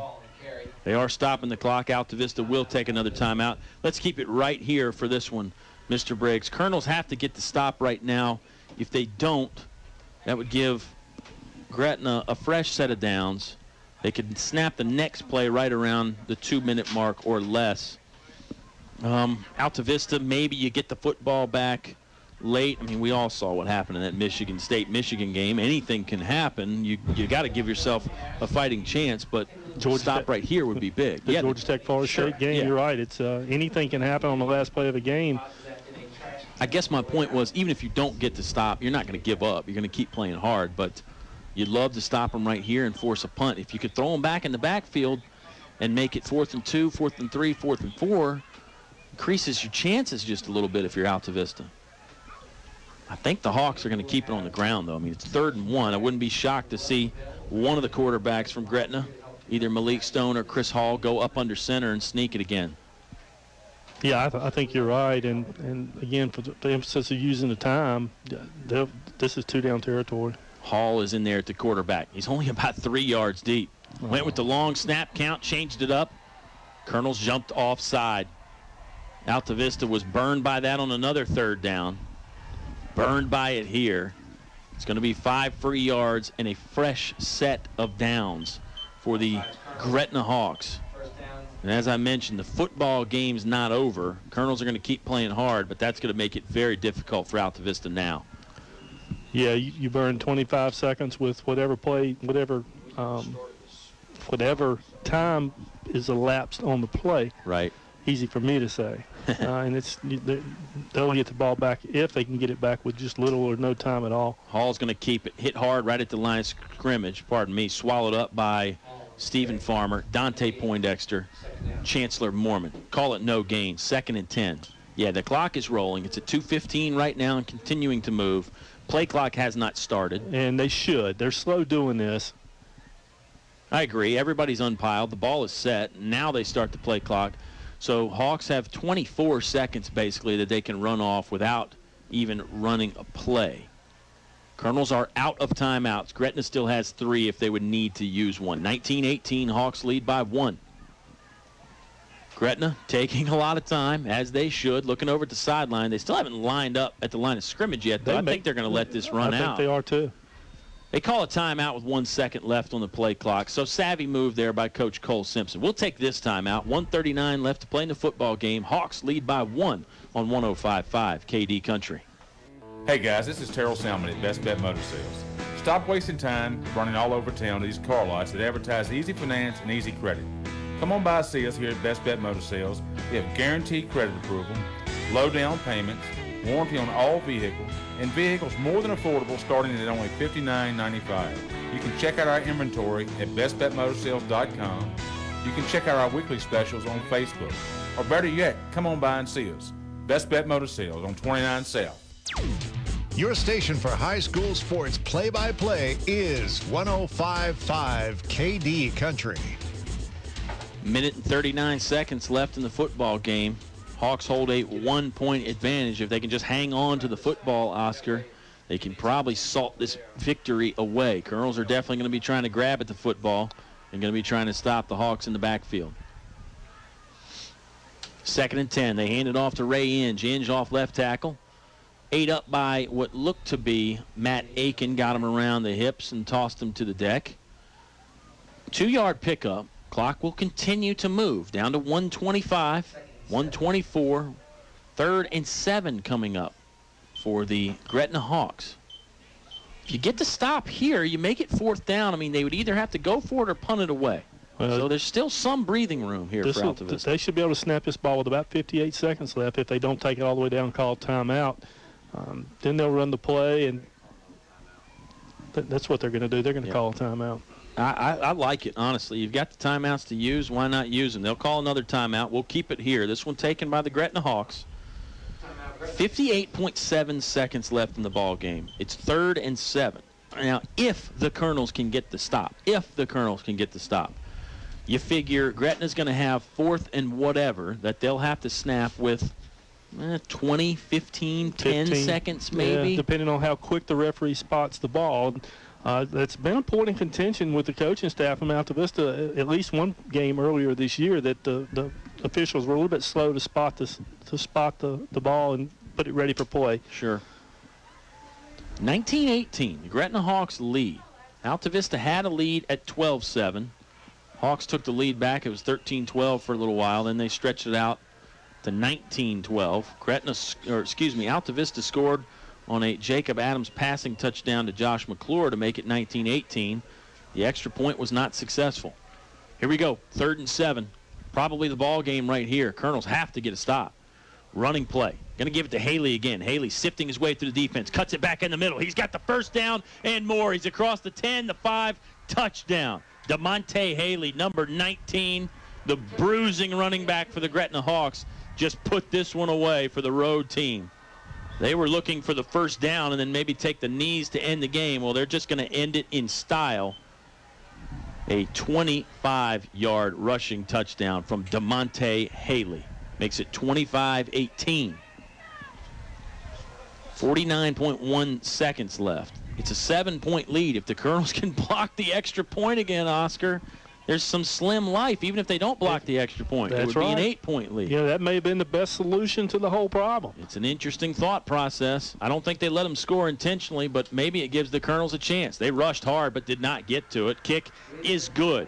Gretna Hawks lead by 8, 47.1 seconds left. This football game's not over yet. Colonels are going to get the kickoff when you come back to 105.5 KD Country.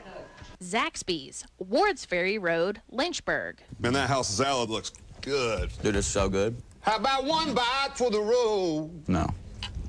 Sharing is caring. No. You can't have any of my salad, bro. Wait, I got it right here. I got $20 in a dream, yeah. Well, that's a hit right there, dude. Thank you. Thanks, dude. The house salad. Grilled chicken atop mixed greens, cucumbers, Roma tomatoes, cheddar and jack cheeses, and fried onions. Served with Texas toast. Zaxby's, indescribably good. Here's more award-winning high school sports with Kyle and Oscar on 105.5 KD Country. Hawks get a touchdown from DeMonte Haley. They lead by 8, 26-18. But Oscar, there's 47 seconds left in this football game. Colonels are out of timeouts, but they are not out of chances. They're going to get this football back. And don't get me wrong, you'd rather be the team that's up 8 right here, but the Colonels still have a chance, down 8 with 47 seconds. Absolutely correct. And, you know, you see some pro teams that'll do this on occasion. Will let the other team score so at least get the ball back. Right. You're right. Altavista certainly didn't let them score, but it may work out for the best if the Colonels can mount some kind of drive here with 47 seconds left. Hawks have kicked everything off short. Andrew Williams looks like he's angling to kick it to the left side, far side of the field. Going to bounce out of bounds around the 25-yard line. So the Colonels' field position improves a little bit. They didn't touch it. You could contemplate making them kick it again. Well, you know, you could back it back 5 yards and make them kick it again. Because the clock didn't start, and right? He's shown no propensity to kick the ball anywhere but short. I don't know that wouldn't be a good play. I think the Colonels are just going to take it on the 35-yard line. But again, it's certainly something you could think about. All right, Altavista has 47.1 seconds left to work with. No timeouts, so the sideline has to be your friend right here if you're a Colonels football player.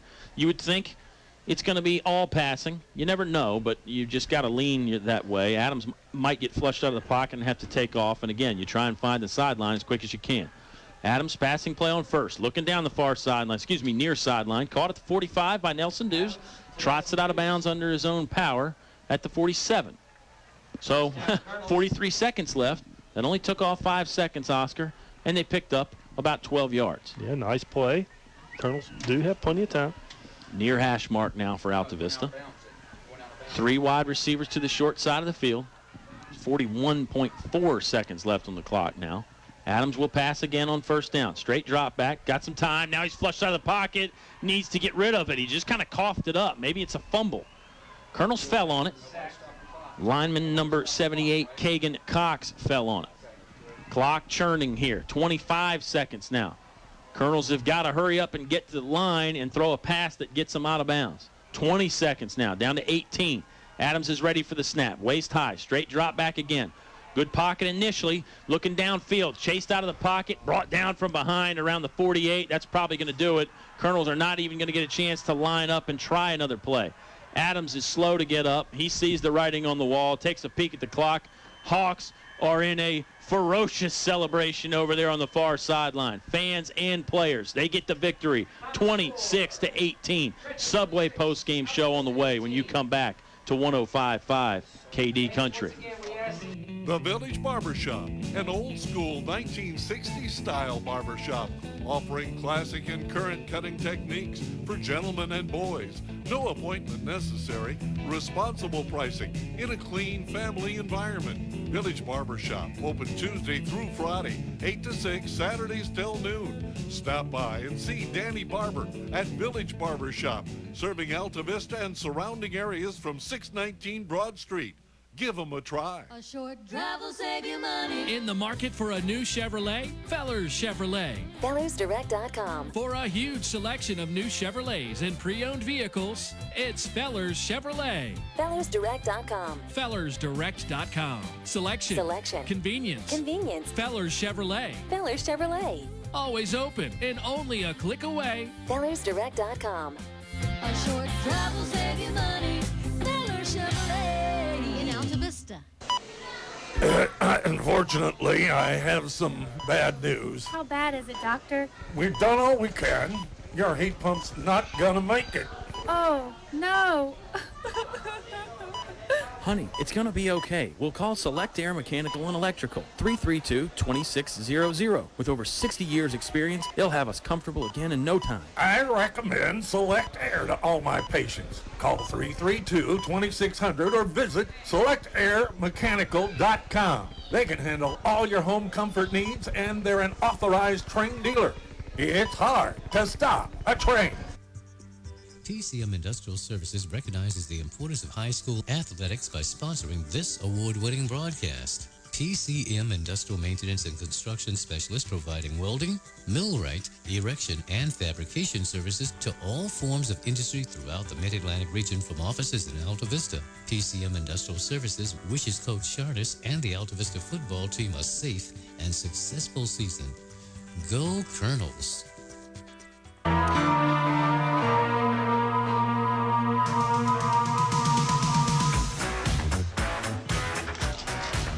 Well, Halloween tomorrow night, so we've played some music in honor of that. I don't think it's quite a Halloween nightmare for the Altavista Colonel fans. Not the result they wanted.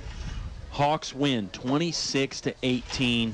Oscar, so many big plays in this one that we'll try and talk about. I'm sure we're going to leave something out, but the reverse by the Gretna Hawks there on third down to pick up a big first down yardage and keep the clock going. Ended up leading the points. That certainly was huge. Yeah, I mean, that's the thing that really stands out to me. They flip it to Chris Hall in the reverse, and Hall played a bunch of quarterback. Malik Stone was the other quarterback. He took a hard shot and had to go out a while. Take your cap off to the Gretna Hawks. Pardon me. I mean, you really have to to applaud them. I mean, even if you're a Colonel fan, you gotta give a lot of credit to the Hawks in this one. Well, certainly very well coached. Yes. I know that there's been some rumblings about Cole Simpson, but he has certainly turned this program. Rough season last year, 1-9, but they've got athletes. Yeah. They're back on the field. They're extremely well coached. They executed well tonight. They didn't turn the ball over. The interception was as good as a punt. Yeah.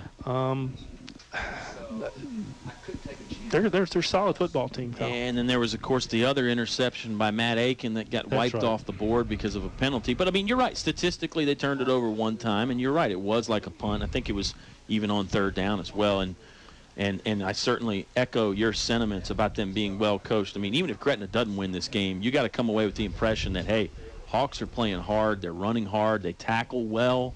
They hit the hole. They block well. And they do have some talent and some bodies. They moved to 5-4. Colonels fall to 4-5 on the year. And certainly Altavista played a decent ball game for about 3 quarters. Had some mental breakdowns that really, at key moments, that really affected the outcome. And I think the play where Aiken intercepted the ball, and we thought Altavista had it at the 50. No, Gretna had it at the Altavista 20 or 25. Yeah. I think that initially Altavista was shell-shocked, but I think they recovered from that. Obviously came back and got within a point. I agree, yeah. I mean, they got it within 19-18, and the Colonels could have tied it at 19 after the Jacob Adams touchdown pass to Josh McClure, but the snap is a little low. They can't get it to the block. They have to try the old fire play where they just try and chuck it into the end zone, and it doesn't work out, and give the Hawks, some credit on that, too, for shutting that down and applying enough pressure. I mean, that's the thing. You can say Altavista didn't perform well under the pressure maybe late, but I think that's because Gretna applied the pressure.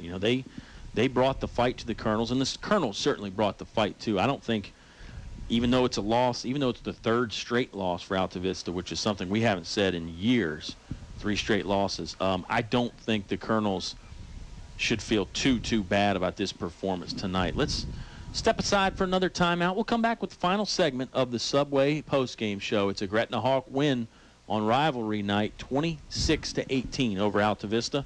You heard every second of the action live on 105.5 KD Country. TCM Industrial Services recognizes the importance of high school athletics by sponsoring this award-winning broadcast. TCM Industrial Maintenance and Construction Specialist providing welding, millwright, erection, and fabrication services to all forms of industry throughout the Mid-Atlantic region from offices in Altavista. TCM Industrial Services wishes Coach Chartis and the Altavista football team a safe and successful season. Go Colonels! What do basketball, choir, drama club, and marching band all have in common? They're all high school activities that offer learning opportunities not necessarily found in the classroom. They take up just a fraction of a typical Virginia high school's budget, and they go a long way to giving young people the tools they need to thrive. High school activities, they're more than extracurricular. They're extra important, too. Brought to you by English Construction Company with offices in Lynchburg. No one knows trucks like we know trucks. Come see us and you'll agree. From small to tall, we've got it all. Highview Motors, GMC. Come on in. Bring the family. See your friends at Highview Motors. Highview Motors, GMC. From small to tall, we've got it all. Highview Motors, GMC. Good food, low prices, and great service keep customers coming back for more day after day at El Cazador Mexican Restaurant in Altavista. El Cazador is now open all afternoon, so you can come by anytime, any day, 11 a.m. till 10 p.m. El Cazador Mexican Restaurant, a great place to unwind and relax with friends. Open 7 days a week, Main Street, Altavista. El Cazador thanks you for your business.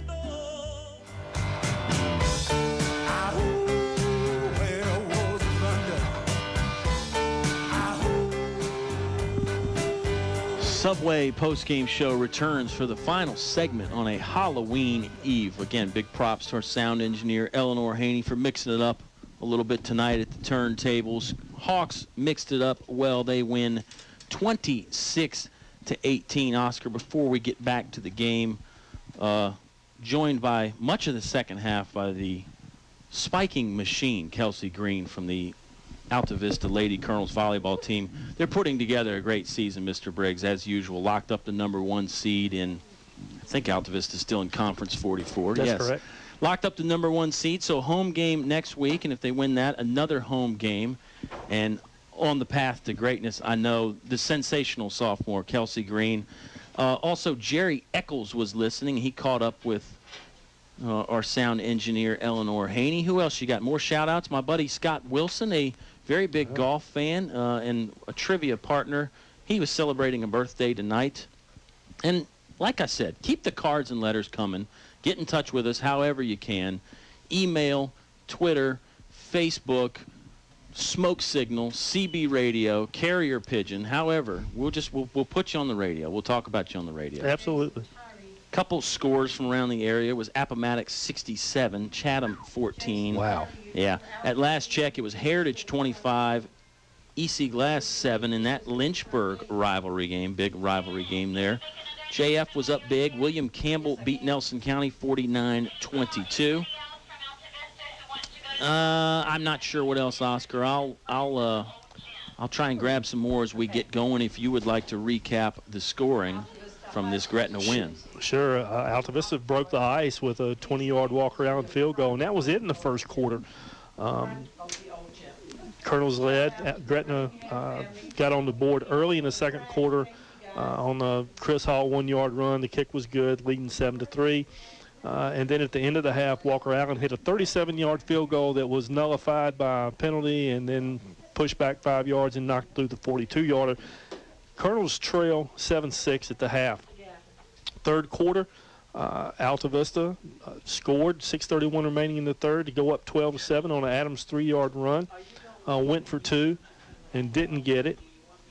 And then, so the score was 12-7 at the end of the third quarter. Boy, Gretna at that point scored. Hall on a 1-yard run went up 13-12.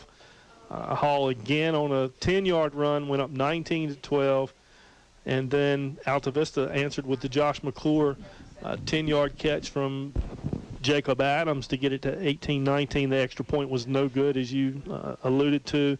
And then here at the end, Haley busted through with a 25-yard run to ice it, go up to 26-18 for Gretna. Hawks played great. The one and only senior, Whitney Davis, from the Altavista volleyball team, also joining us now. We had our good friend Dennis Jarvis up to talk some football earlier. It's been a fun show all night. We got to start wrapping it up, though, Oscar. Radio Shack player of the game time. I've been going first. I'm tempted to give the player of the game to Coach Cole Simpson for the gutsy call in the reverse, but we try to avoid doing that. So I'm going to go with number 5, Chris Hall, the quarterback / wide receiver / defensive back. Played an outstanding game for the Hawks, and you could really give it to a lot of people, Oscar, because they just had so many guys carry the ball and do damage. Think about even on the defensive side, how many different names we called on tackles. Yeah, and it's Chris Hall for me too.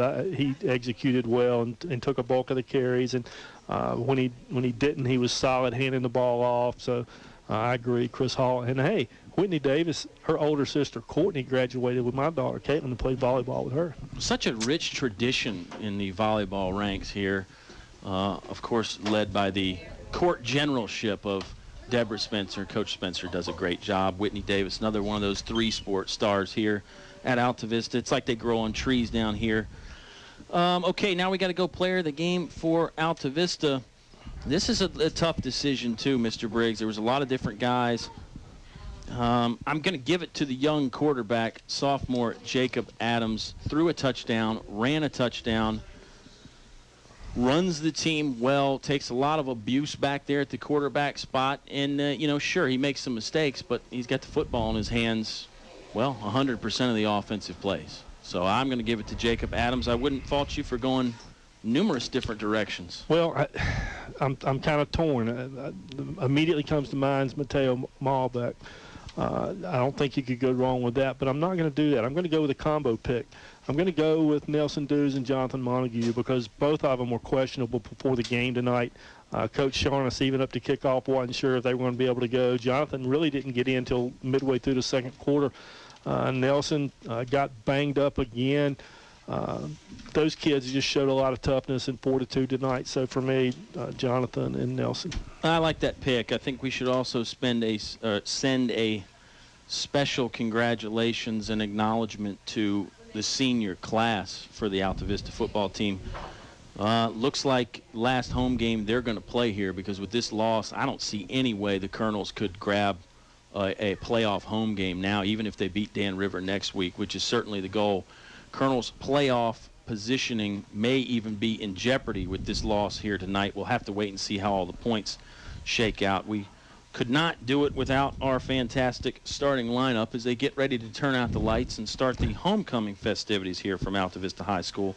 Nobody's going to rush us out of here, though, Oscar. No, we got plenty of time. We've got plenty of time. Folks that make it all possible for us: Apple Auto Glass, mobile service with pickup and delivery, celebrating the boys of fall. Highview Motors, from small to tall, Highview has it all. Finch & Finch Funeral and Cremation Service, a family serving families since 1905. Select Air Mechanical and Electrical, an authorized trained dealer, online at selectair.com. The Altavista Moose Family Center, bringing communities closer together and celebrating life. Zaxby's, daringly flavorful, absolutely craveable, Wards Ferry Road in Lynchburg. English's, your complete home center, now featuring Carhartt clothing for men. The Village Barber Shop, family-style barber shop with current and classic cutting techniques for gentlemen and boys. First National Bank, focused on providing an extraordinary customer experience. Altavista Office of Economic Development, call Dennis Jarvis today and get your vote in on the Altavista tagline contest. I think they've already selected something, but maybe you can sway the voters a little bit. English Construction, wishing our high school athletes an exciting and injury-free game. Fellers Chevrolet, a short drive will save you money. They're online at fellersdirect.com, too. PCM Industrial Services, serving the Mid-Atlantic region with quality maintenance and construction services. A-Town Bail Bonds, be good, but if you can't be good, call Chip. Call 401-0253. Best Bet Motors, a respected name you can trust with quality vehicles, Route 29, just south of the airport. Bank of the James, we're making a difference in banking and in our community. El Cazador, be sure to try their new menu, Main Street in Altavista. Tyree Little's Heating and Cooling, keeping you cool in the summer, warm in the winter, and comfortable in between.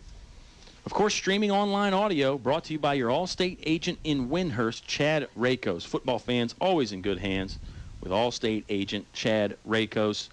The Radio Shack in Altavista on Main Street brings you the Player of the Game Award, and this is the Subway post-game show. You can eat fresh at 3 fantastic locations around town. The customer service can never be beaten. That's going to do it for us, the Hawks, with a rivalry game victory on senior night and homecoming night against Altavista.